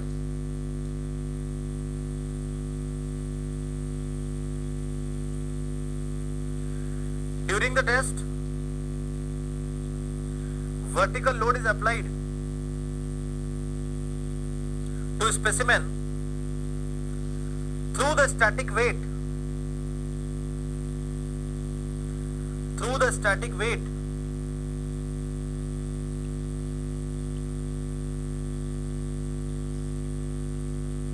And soil is sheared gradually. Soil is sheared gradually.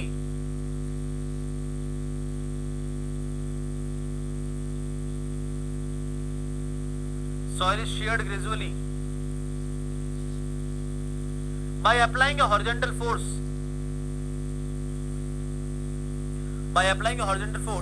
Which causes two part of the box.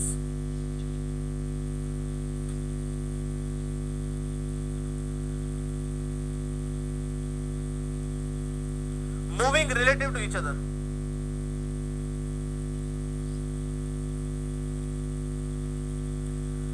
Two part of the box moving relative to each other.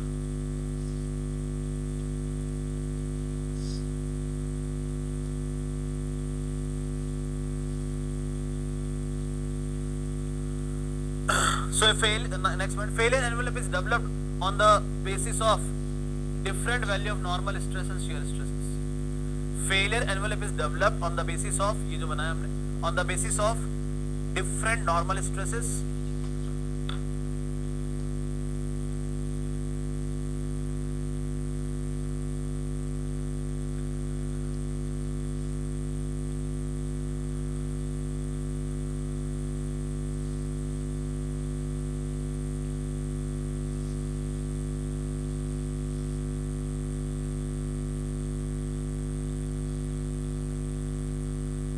and shear stresses. चलो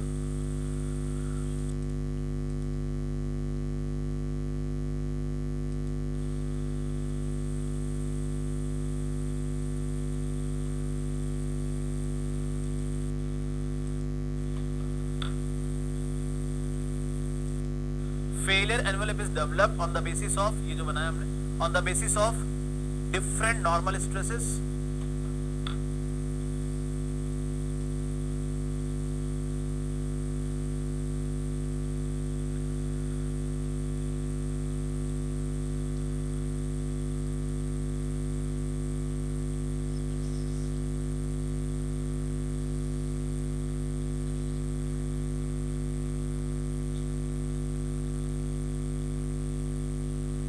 and shear stresses. चलो चाहो तो ये बना लीजिए, otherwise इसकी जरूरत नहीं है। जो सिग्निफिकेंट पॉइंट थे we have already written each and everything. तीन ही सिग्निफिकेंट पॉइंट है जो आपको एग्जाम में पूछा सकते हैं। Why this test is always suitable for sand, why this test is always should be done in drain condition, and third is क्या कि why it is not versatile test, because the failure plane is predetermined. तो वो actually तो सही चीज दिखाई नहीं रही, it is not showing you the correct thing. Now we are going to the most beautiful test that is known as triaxial test, और वही अपने लिए main है। The main test is triaxial test.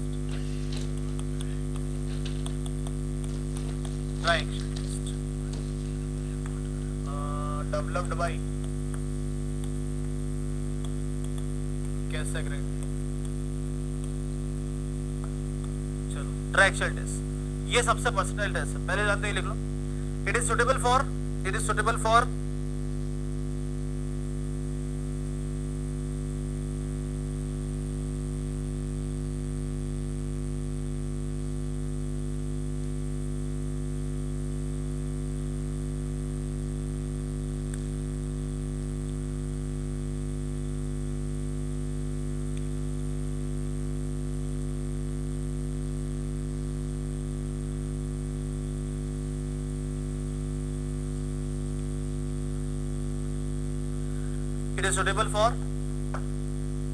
all type of soil, comma all conditions, चाहे drain undrained कैसा भी कराओ, all conditions, and also it is very accurate method,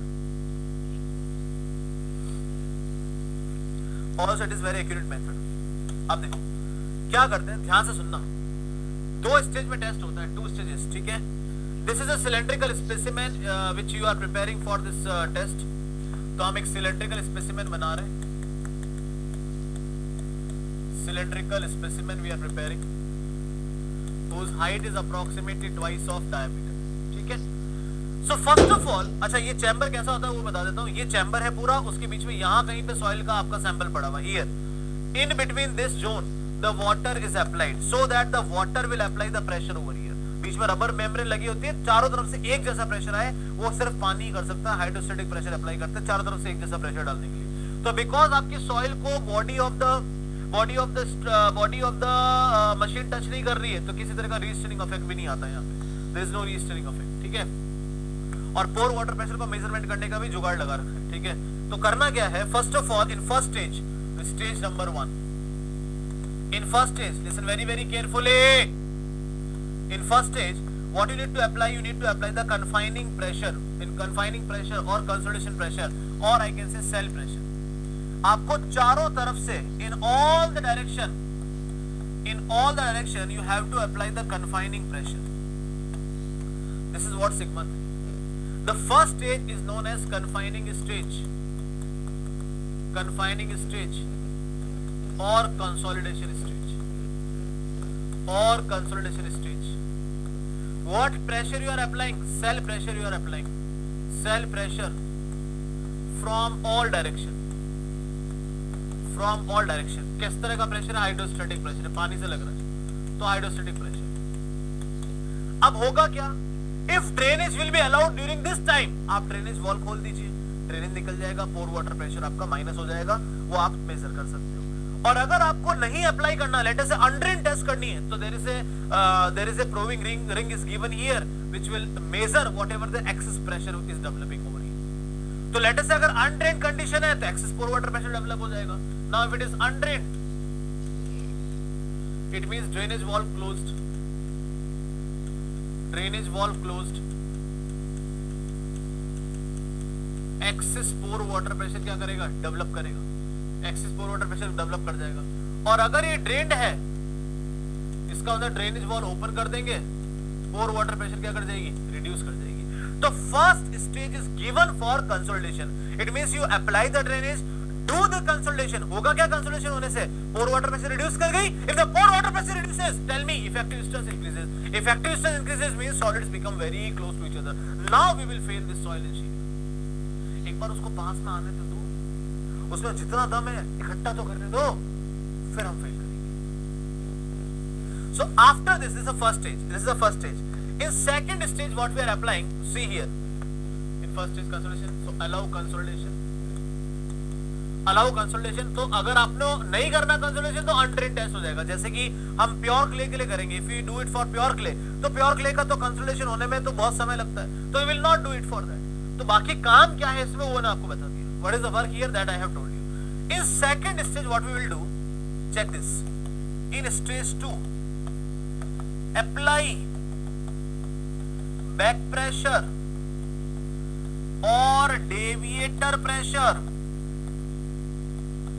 apply back pressure और डेविएटर प्रेशर, डेविएटर प्रेशर। अच्छा, जब drainage allow करोगे, PWD कम होगा, तभी तो वॉल्यूम भी डिक्रीज करेगा, तभी वॉल्यूम ऑफ सॉइल डिक्रीज करेगा, पानी निकलेगा तभी वॉल्यूम डिक्रीज करेगा, अदरवाइज वॉल्यूम डिक्रीज नहीं करेगा। ठीक है, तो क्या बोलेंगे? अप्लाई बैक प्रेशर और deviator stress in vertical direction,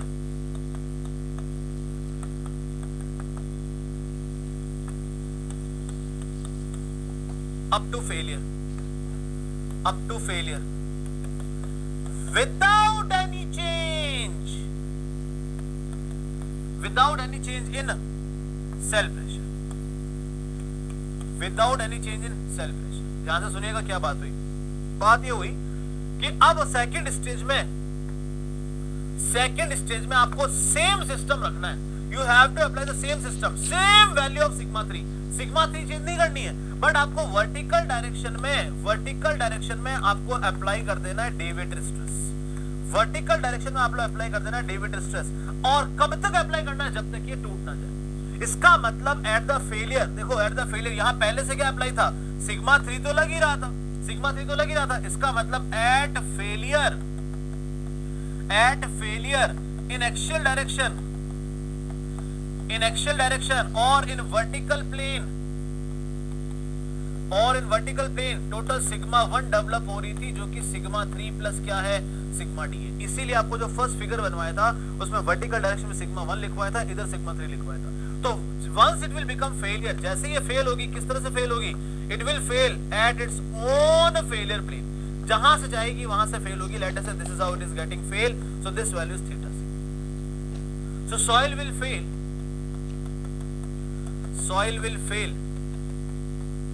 in its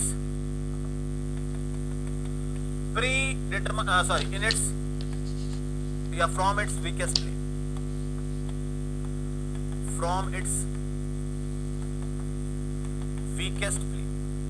जो भी इसका वीकेस्ट प्लेन है। अब आपको सेकंड स्टेज के दौरान भी ड्रेनेज अप्लाई करना है तो खोल दो, नहीं ड्रेनेज अप्लाई करना है तो रहने दो, तो वो चीज वापस लिख देता हूं। अगर सेकंड स्टेज में अनड्रेन्ड है, तो ड्रेनेज वॉल ओपन नहीं होगा और access pore water pressure develop करेगा। और अगर ड्रेन्ड है तो ड्रेनेज वॉल को ओपन कर दो, पोर वाटर प्रेशर कम हो जाएगा, तो वॉल्यूम भी क्या कर जाएगी? डिक्रीज कर जाएगी।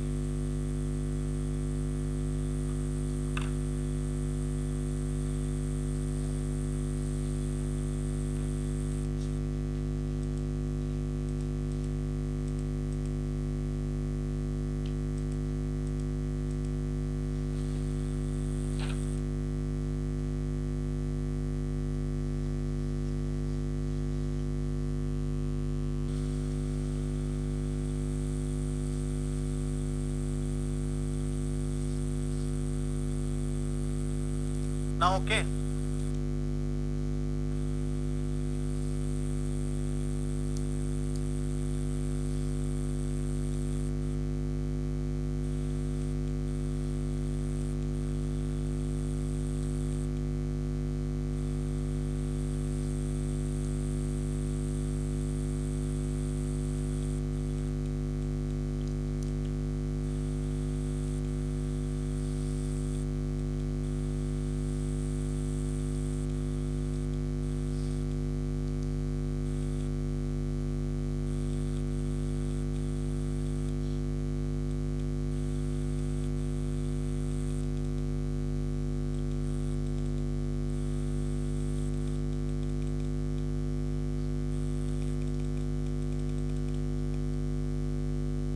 अनड्रेन्ड कंडीशन है वहां तो एप्सिलॉन वी जीरो रहेगा, epsilon v volumetric strain, epsilon v will become zero in case of area. Is it clear for everybody?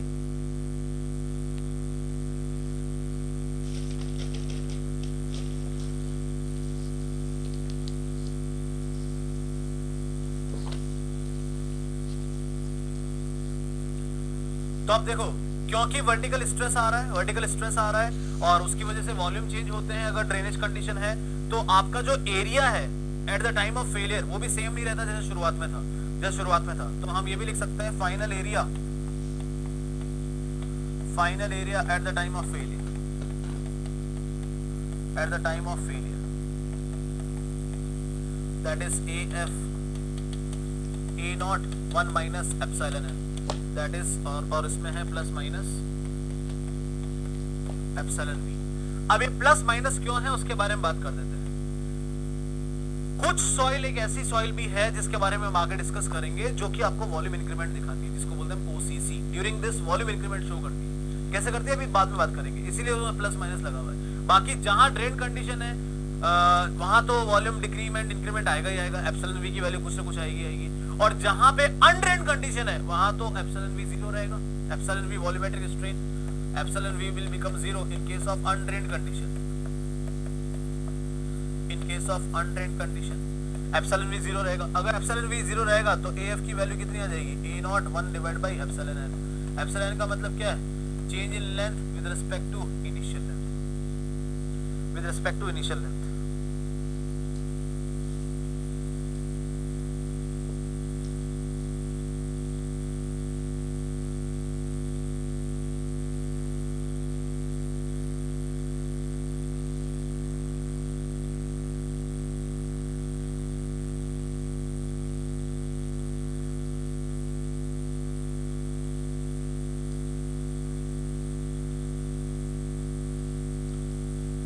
यहां क्यों प्री डिटरमाइन होगा, यहां तो आप उसको दबा दबा के खुद से तोड़ रहे हो, जहां से वीकेस्ट प्लेन होगा अपने आप टूट जाएगी।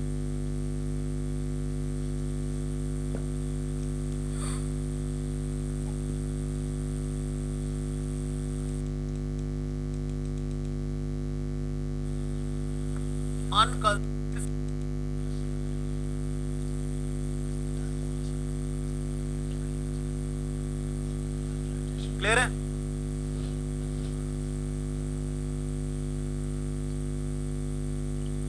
अब इसमें ना 3 टाइप से टेस्ट किए जा सकते हैं। In this test there kind of 3 type of test you can do. First is something is known as UU test, उसी का पार्ट है, it is a part of the previous thing whatever we are studying, that is unconsolidated undrained test, उसी का part unconsolidated undrained test. इसका मतलब पहले वाले stage में भी ड्रेनेज अलाउड नहीं है और सेकंड वाले में भी ड्रेनेज अलाउड नहीं है। Drainage is not allowed, drainage not allowed in both stages, in both stages। ऐसा क्यों? क्योंकि कोई सॉइल ड्रेन ही नहीं कर पा रही है। इसका मतलब ये किसके लिए सूटेबल है, सैचुरेटेड क्ले के लिए suitable. It is suitable for saturated clay who is not even able to drain within the given time। इसीलिए सबसे क्विक टेस्ट भी है, it is a quick test and suitable for saturated clay. अच्छा अब बताओ, इसमें तो दोनों ही स्टेज में जब पानी बाहर ही नहीं जा रहा है तो whatever the stress you are putting, whatever the load you are putting will be taken by what? पानी। इसका मतलब यहाँ तो always क्या डेवलप होगा? Effective stress, pore water pressure develop होगा always in both stages, in both stages excess pore water pressure develop होगी जो कि positive nature, excess pore water pressure develop होगी।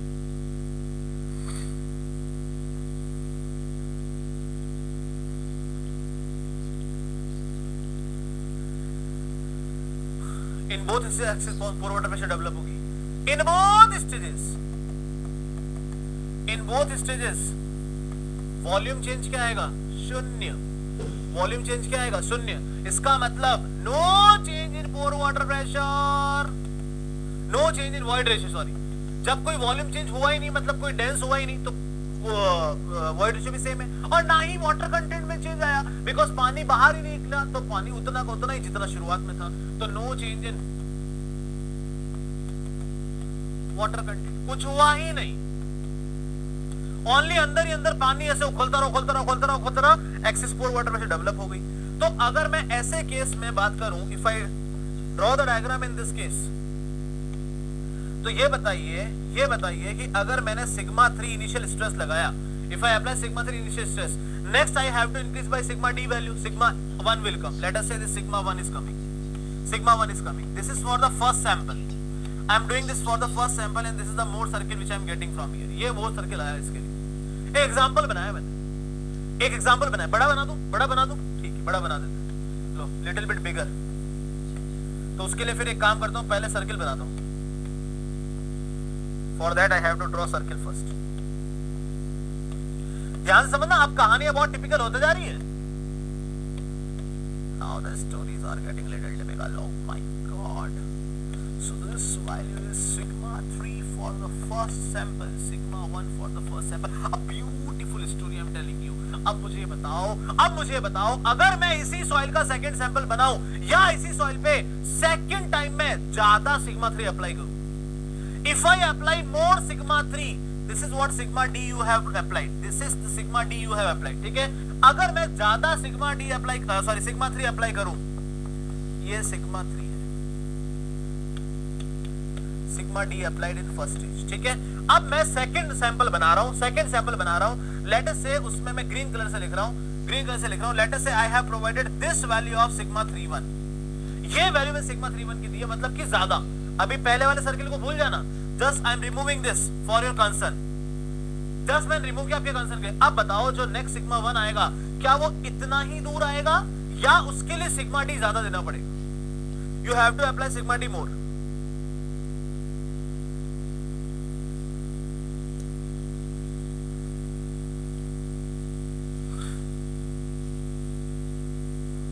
You have to apply sigma d more. Sigma d क्या था? Sigma d was the actual stress which you are applying continuously to break it. To break it. अगर आपने पहले stage में consolidation कर दिया होता, if you could have provided consolidation in the first stage, it means void ratio could have become closer. इसका मतलब effective stress ज्यादा हो गया था, तब आपका सिग्मा डी ज्यादा लगता ना। इसमें तो कोई वॉल्यूम चेंज आया ही नहीं, ना वॉइड रेशियो चेंज हुआ, ना ये चेंज हुआ, तो मतलब सॉइल में तो कोई खराब, मतलब कुछ नई बात हुई नहीं। तो इसका मतलब उसको तोड़ने में तो उतना ही दम लगेगा। इसका मतलब ये भी सिग्मा डी1 से ही क्या होगा, इंक्रीज करेगा। इसका मतलब ये वाला जो सर्किल है, अरे सर्किल तो वापस बनाना ही पड़ेगा। जो ये सर्किल है, सिमिलर काइंड का सर्किल वापस आ जाएगा। Same type of circle will come again, same type of circle will come again, क्योंकि सर्किल का डायमीटर चेंज ही नहीं होगा। क्यों नहीं डायमीटर चेंज हुआ? Why the diameter has not been change? ध्यान से सुनना, बिकॉज इनिशियल कंडीशन सेम है, कुछ मजबूती नहीं आई। भाई देखो, कंसोलिडेशन होता, अगर कंसोलिडेशन होता, पानी बाहर निकलता, पोर वाटर प्रेशर कम होता, इफेक्टिव इंक्रीज करता, मतलब चीजें पास पास में आती, तो मुझे तोड़ने में ज्यादा मौत लगती। यहां तो कोई चेंज ही नहीं हुआ, तो जितना तोड़ने में पहले मेहनत लग रही थी, अभी भी उतनी लगेगी। आप और सिग्मा 3 इंक्रीज कर दो, कोई बात नहीं। ये सिग्मा 1, ये सिग्मा 1 फॉर सेकेंड सैंपल है। चेंज कितना आया? उतना ही आया जितना पहले था। उतना है जितना पहले था, मैं और इंक्रीज कर देता हूं। Let us say if I increase the sigma 3, मैं और जोर से उसको पहली बार में ही कंसोलिडेट करने की कोशिश करता हूं, भले कर लो। वापस से जो सिग्मा डी लगेगा उतना ही लगना है, सिग्मा डी जो लगेगा वो उतना ही लगना है। तो sigma d will be similar to previous one, sigma d will be similar to previous one, sigma d will be similar to previous one. ये तो सेम ही आएगा। तो अगर मैं इसको बना दूं ऐसे, ये हो गया सिग्मा 3 और ये हो गया सिग्मा 1 फॉर थर्ड सैंपल। तो आप इसको देखोगे तो यहां अगर मैं ध्यान से देखूं तो मोर फेलियर एनवेलप क्या आ रही है, this is the Mohr failure envelope which I am getting, this is the Mohr failure envelope which I am getting, which I am getting Mohr failure envelope, ये वो मोर फेलियर एनवेलप जो आ रही है। तो यहां से मुझे पता चला कि भैया ये जो क्ले है ना, इसका सी ही क्या होता है, टॉम एक्स होता है। शुरुआत में तो हमने बता दिया था कि क्ले में फाई 0 आती है, क्यों आती है वो यहां प्रूव कर दिया, because every time circle is becoming what, similar. और ये सारे स्ट्रेस क्या है, टोटल स्ट्रेस है। पोर वाटर तो आ ही नहीं रहा, मेजर तो कर लिया, डिफेक्टिव स्ट्रेस से कोई मतलब ही नहीं। और अगर कर भी लेते, लेट अस से मैं बता दूं आपको, गजब की चीज बताने जा रहा हूं, गजब की चीज बताने जा रहा हूं। अगर मैं इसी का इफेक्टिव स्ट्रेस एनालिसिस कर लेता, अगर मैं इसी का इफेक्टिव, सुनना फिर उधर देख, इधर देखो, अगर मैं इसी का इफेक्टिव स्ट्रेस एनालिसिस कर लेता, the same thing if I could have done effective stress analysis, अगर मैं इसी का इफेक्टिव स्ट्रेस एनालिसिस कर लेता, तो ये टॉ है, ये सिग्मा है। मान लो पहला सर्किल बना रहा हूं टोटल स्ट्रेस से, the first circle which I am drawing with the total stress, ये लो, ये फर्स्ट सर्किल है जो मैंने टोटल स्ट्रेस से बनाया, ये फर्स्ट सर्किल है जो मैंने टोटल स्ट्रेस से बनाया, ठीक है। This is the first circle which I have made with total stress. तो अगर मैं ये टोटल स्ट्रेस से बनाया, मतलब कि ये है सिग्मा 3, ये सिग्मा 1। अगर मैं इसी का इफेक्टिव स्ट्रेस निकालूं, I can measure this pore water pressure, ये तो मैं मेजर कर सकता हूं। Let us say whatever the pore water pressure, let us say कुछ भी वैल्यू है, तो इफेक्टिव स्ट्रेस क्या आएगा, टोटल स्ट्रेस माइनस पोर वाटर प्रेशर। माइनस पोर वाटर प्रेशर मतलब क्या, ये वैल्यू भी कम होगी, ये वैल्यू भी कम होगी। इसका मतलब इफेक्टिव स्ट्रेस का सर्किल जो है, the circle of effective stress will become left to it, circle जो इफेक्टिव स्ट्रेस का है वो लेफ्ट आ जाएगा इसके, ये जो मैंने येलो कलर से बना दिया है, ठीक है। अब ध्यान से सुनना, अब कहानी सुनना, कहानी अब है, now the story is, story तो अब है, अभी तक तो ऐसे ही चल रहा था। तो ये मान लो मैंने इफेक्टिव स्ट्रेस बना दिया, this is the effective stress circle for this sigma 3 dash sigma 1 dash, clear. अब बात करते हैं, now if I want to make a second circle, अब मैं अगर इफेक्टिव स्ट्रेस इंक्रीज करता हूं, तो मुझे ये बताओ if I increase the effective stress, तो भैया जो भी आप इंक्रीमेंट कर रहे हो, ले कौन रहा है, पानी तो ले रहा है। इसका मतलब ये हुआ कि पहले मान लो सिग्मा 3 मान लीजिए कुछ 20 था, और उस वक्त मान लीजिए पोर वाटर प्रेशर 10 था, तो आपका इफेक्टिव स्ट्रेस कितना आ गया, 10 आ गया, क्लियर। या इसको कुछ ऐसे ढंग की वैल्यूज ले लेते हैं, ये 50 था, ये 10 था, तो ये 40 आ गया। अब आपने मान लो सिग्मा 3 इंक्रीज किया, let us say from this sigma 3 I am going beyond that, let us say if I increase the sigma 3 up to 70, तो भैया ये जो एक्स्ट्रा 20 सिग्मा 3 इंक्रीज किया, लेगा कौन, who will take this, water only, because water तो बाहर जा ही नहीं रहा, it will be taken by what, water only. तो म्यू क्या आ गया, 30 आ गया। ओहो, इफेक्टिव स्ट्रेस क्या आ गई, 40 आ गई। इसका मतलब भले मैं सिग्मा 3 का कोई दूसरा वैल्यू बना लूं, इफेक्टिव स्ट्रेस तो ये येलो कलर का डायग्राम ही रहेगा, effective stress became the yellow colour only. भले मैं 50 से 70 पे पहुंच जाऊं, आपको आना 40 पे ही पड़ेगा। लो और बढ़ा दिया, late us say if I increase more, if I make the sigma 3 late us से 100, अगर मैं सिग्मा 3 को 100 कर लूं, तो ये जो एक्स्ट्रा 30 आए हैं कौन लेगा, पानी तो लेगा, पानी तो लेगा, ये कौन बन जाएगा, 60 बन जाएगा। अभी भी आपका इफेक्टिव स्ट्रेस कितना आ गया, 40 आ गया। भले आपका टोटल स्ट्रेस पैरामीटर यहां बन रहा है, you have to come back at 40। इसलिए इफेक्टिव स्ट्रेस करके कोई मतलब ही नहीं है, there will be only one more circle you will able to make for the effective stress. Is that clear in your mind और not?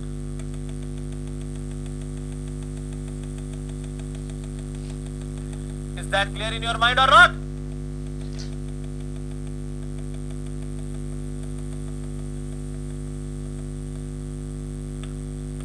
There will be only one more circle for effective stress. इसलिए करते ही नहीं effective stress analysis, effective stress analysis, because any change in sigma 3 will increase mu by same amount.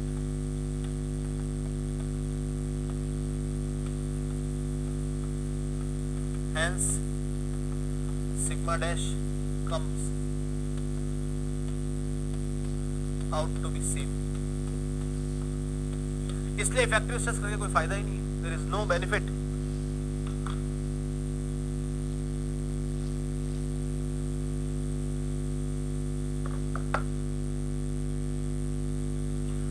So here I got that why the phi is 0.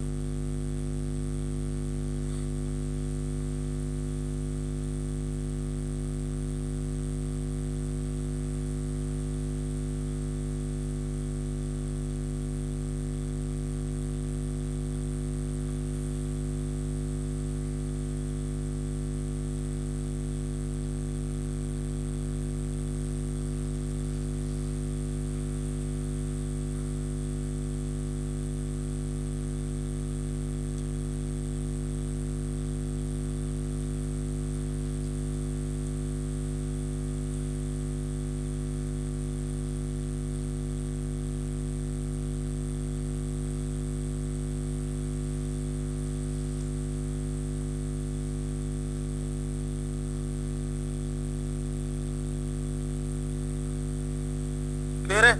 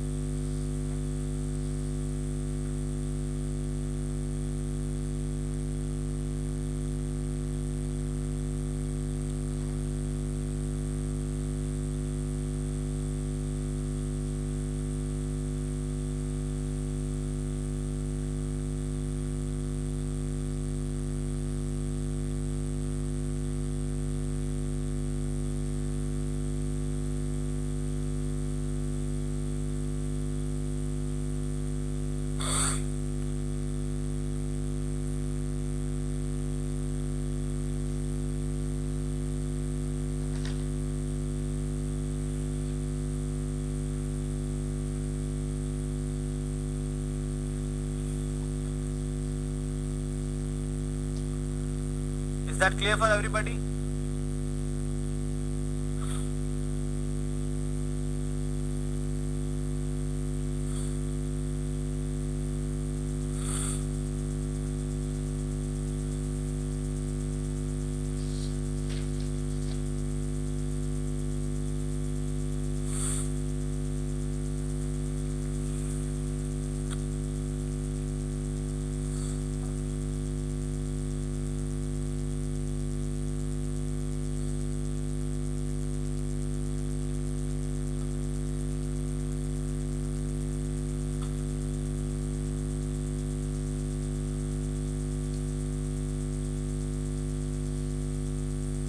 चलो अगला देखो CD test. उसी का second part है CD test. इसका मतलब है consolidated trend test. अब इसमें हमने क्या किया? First stage consolidation. First stage consolidation इसका मतलब क्या हुआ? फर्स्ट स्टेज कंसोलिडेशन में full drainage, drainage open, drainage valve open. इसका मतलब क्या हो रहा है? पोर वाटर प्रेशर कंटिन्यूसली क्या हो रही है? डिक्रीज होते जा रही है. इफेक्टिव स्ट्रेस क्या करती जा रही है? इंक्रीज करते जा रही है. इनफैक्ट आई कैन से at the end of first stage, at the end of first stage there is no axis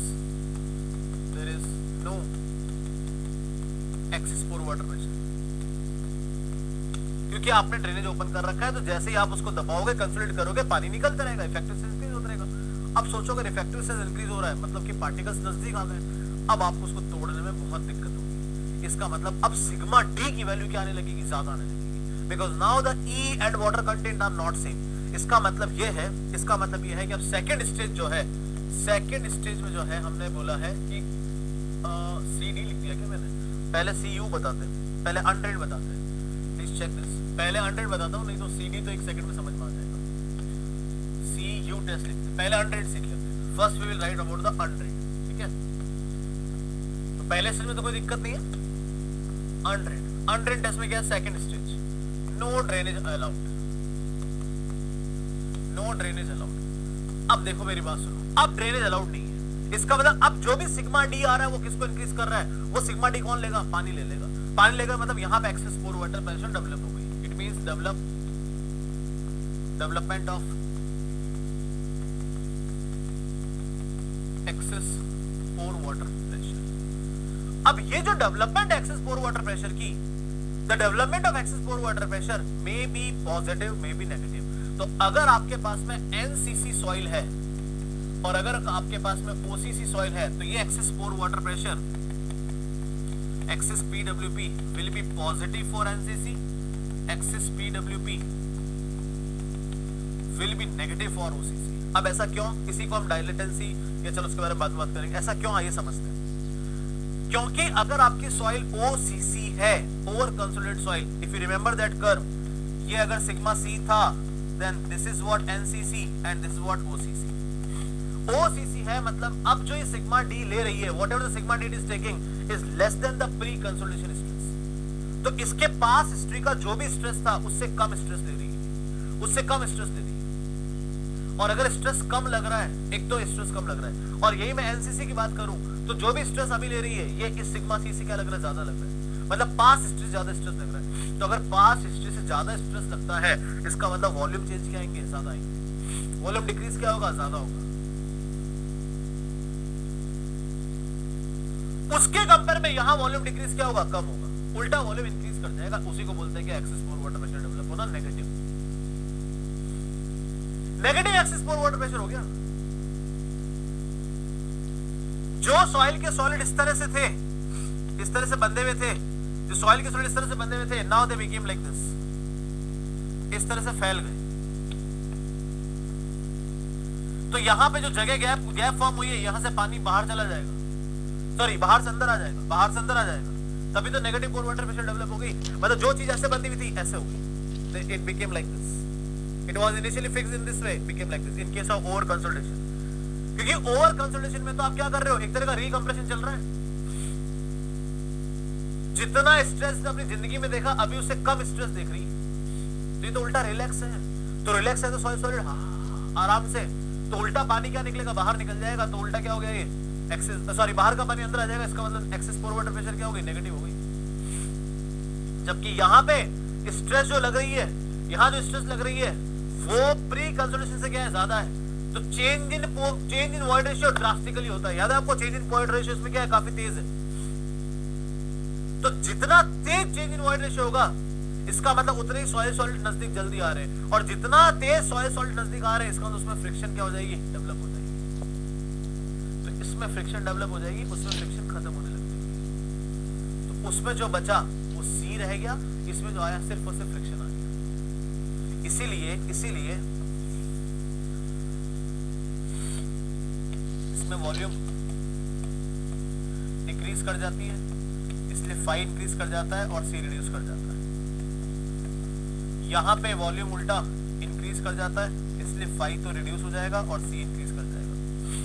इसीलिए आप देखोगे इनफैक्ट एनसीसी में your c is going to become zero. ये भले क्ले है लेकिन बिहेव कर रही है सैंड की जैसा। सारे पार्टिकल्स इतने क्लोज आ गए कि इनमें फ्रिक्शन डेवलप हो गई। This is the c is going to be develop. तो अगर मैं इसके लिए कर्व बनाऊं, इसके लिए अगर कर्व बनाऊं एनसीसी के लिए कर्व बना है, तो ध्यान से देखना इस कर्व को ध्यान से देखना, कंफ्यूजिंग है थोड़ा सा। ये मान लीजिए मैंने कर्व बनाया सिग्मा 3 और सिग्मा 1 के पहले कॉम्बिनेशन के लिए। If I made this more circle for sigma 3 and sigma 1 first combination, ये है सिग्मा 3 और सिग्मा 1 का पहला कॉम्बिनेशन। अब जैसे मैं इसका इफेक्टिव बनाता हूं, if I make the effective for, अच्छा पहले तो देखते हैं सेकंड कॉम्बिनेशन। सेकंड कॉम्बिनेशन मतलब if I increase the sigma 3, अगर मैं यहां सिग्मा 3 इंक्रीज कर देता हूं, अगर मैं यहां सिग्मा 3 इंक्रीज कर देता हूं, अब अगला सर्किल सेम डायमीटर का नहीं आएगा। क्यों नहीं आएगा? क्योंकि यहां पे जितना जल्दी कंसोलिडेशन होगा वॉइड रेशियो उतना ही पास में आएगा, वॉइड रेशियो उतना ही कम हो जाएगा, मतलब कि इफेक्टिव स्ट्रेस इंक्रीज हो रहा है। इफेक्टिव स्ट्रेस इंक्रीज हो रहा है, इसका मतलब क्या? Demands more sigma d to fail, demands more sigma d to fail. तो उल्टा आपका सिग्मा डी की वैल्यू क्या चाहिए? ज्यादा चाहिए। सिग्मा डी की वैल्यू ज्यादा चाहिए मतलब सर्किल का डायमीटर क्या हो जाएगा? चेंज हो जाएगा। सर्किल का डायमीटर क्या हो जाएगा? चेंज हो जाएगा। इसका मतलब अगर मैं टोटल स्ट्रेस वाला डायग्राम बनाऊं तो टोटल स्ट्रेस वाला डायग्राम ऐसा बनेगा। This is how your total stress diagram will look like.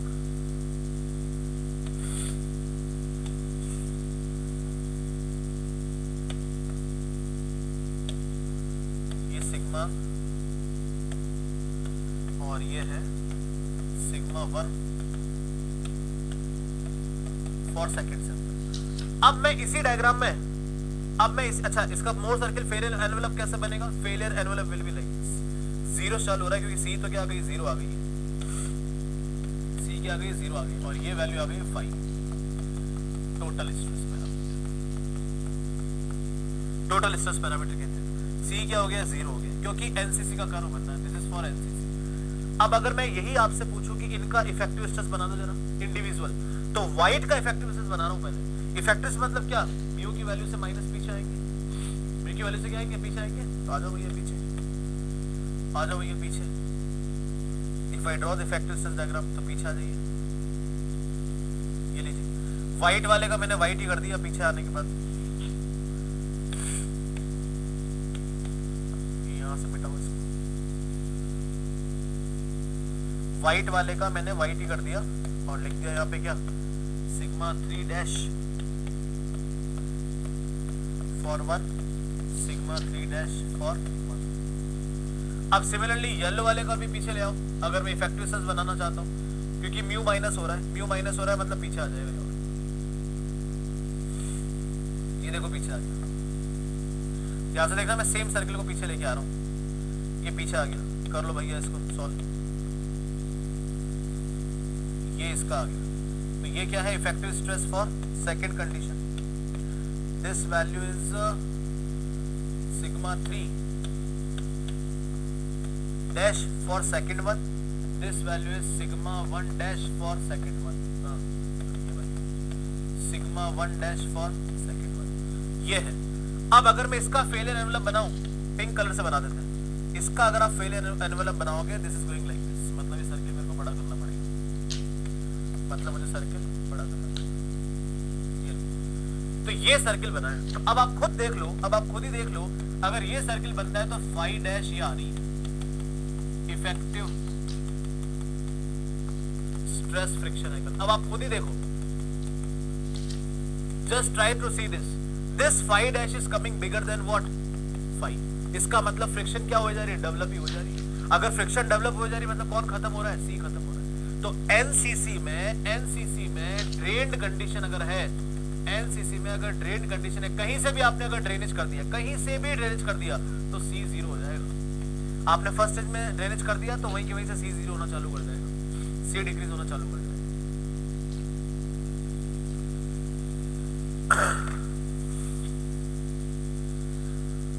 जो डिफरेंस आ रही है पोर वाटर प्रेशर की आ रही है।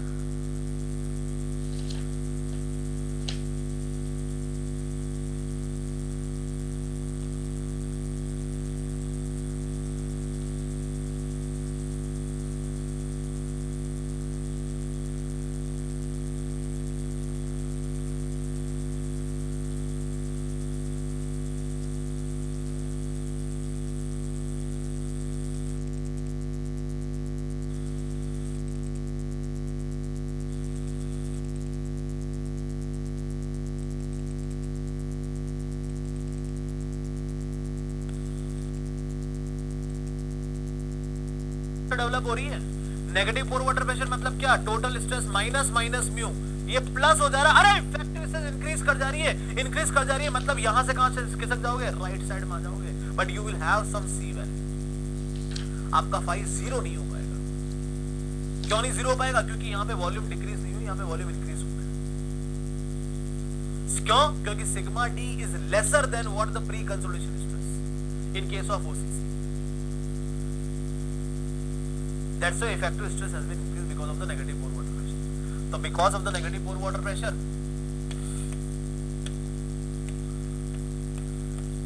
because of negative pore water pressure, effective stress increases. Hence, effective stress circle will start shifting rightward.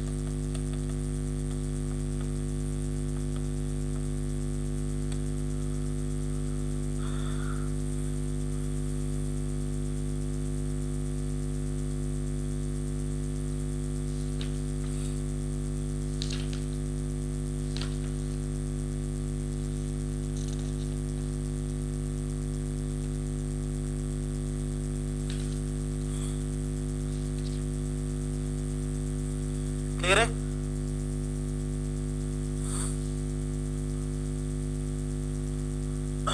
Is that clear?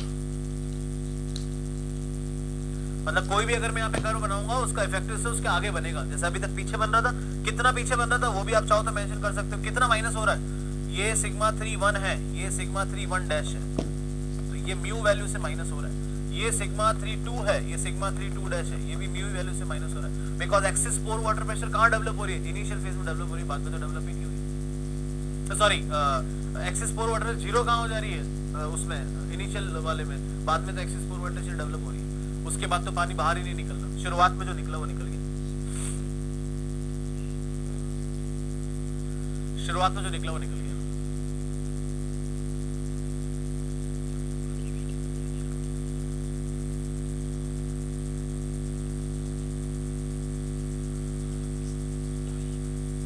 क्योंकि यहाँ पे drainage valve open किया तो वॉल्यूम डिक्रीज हुआ,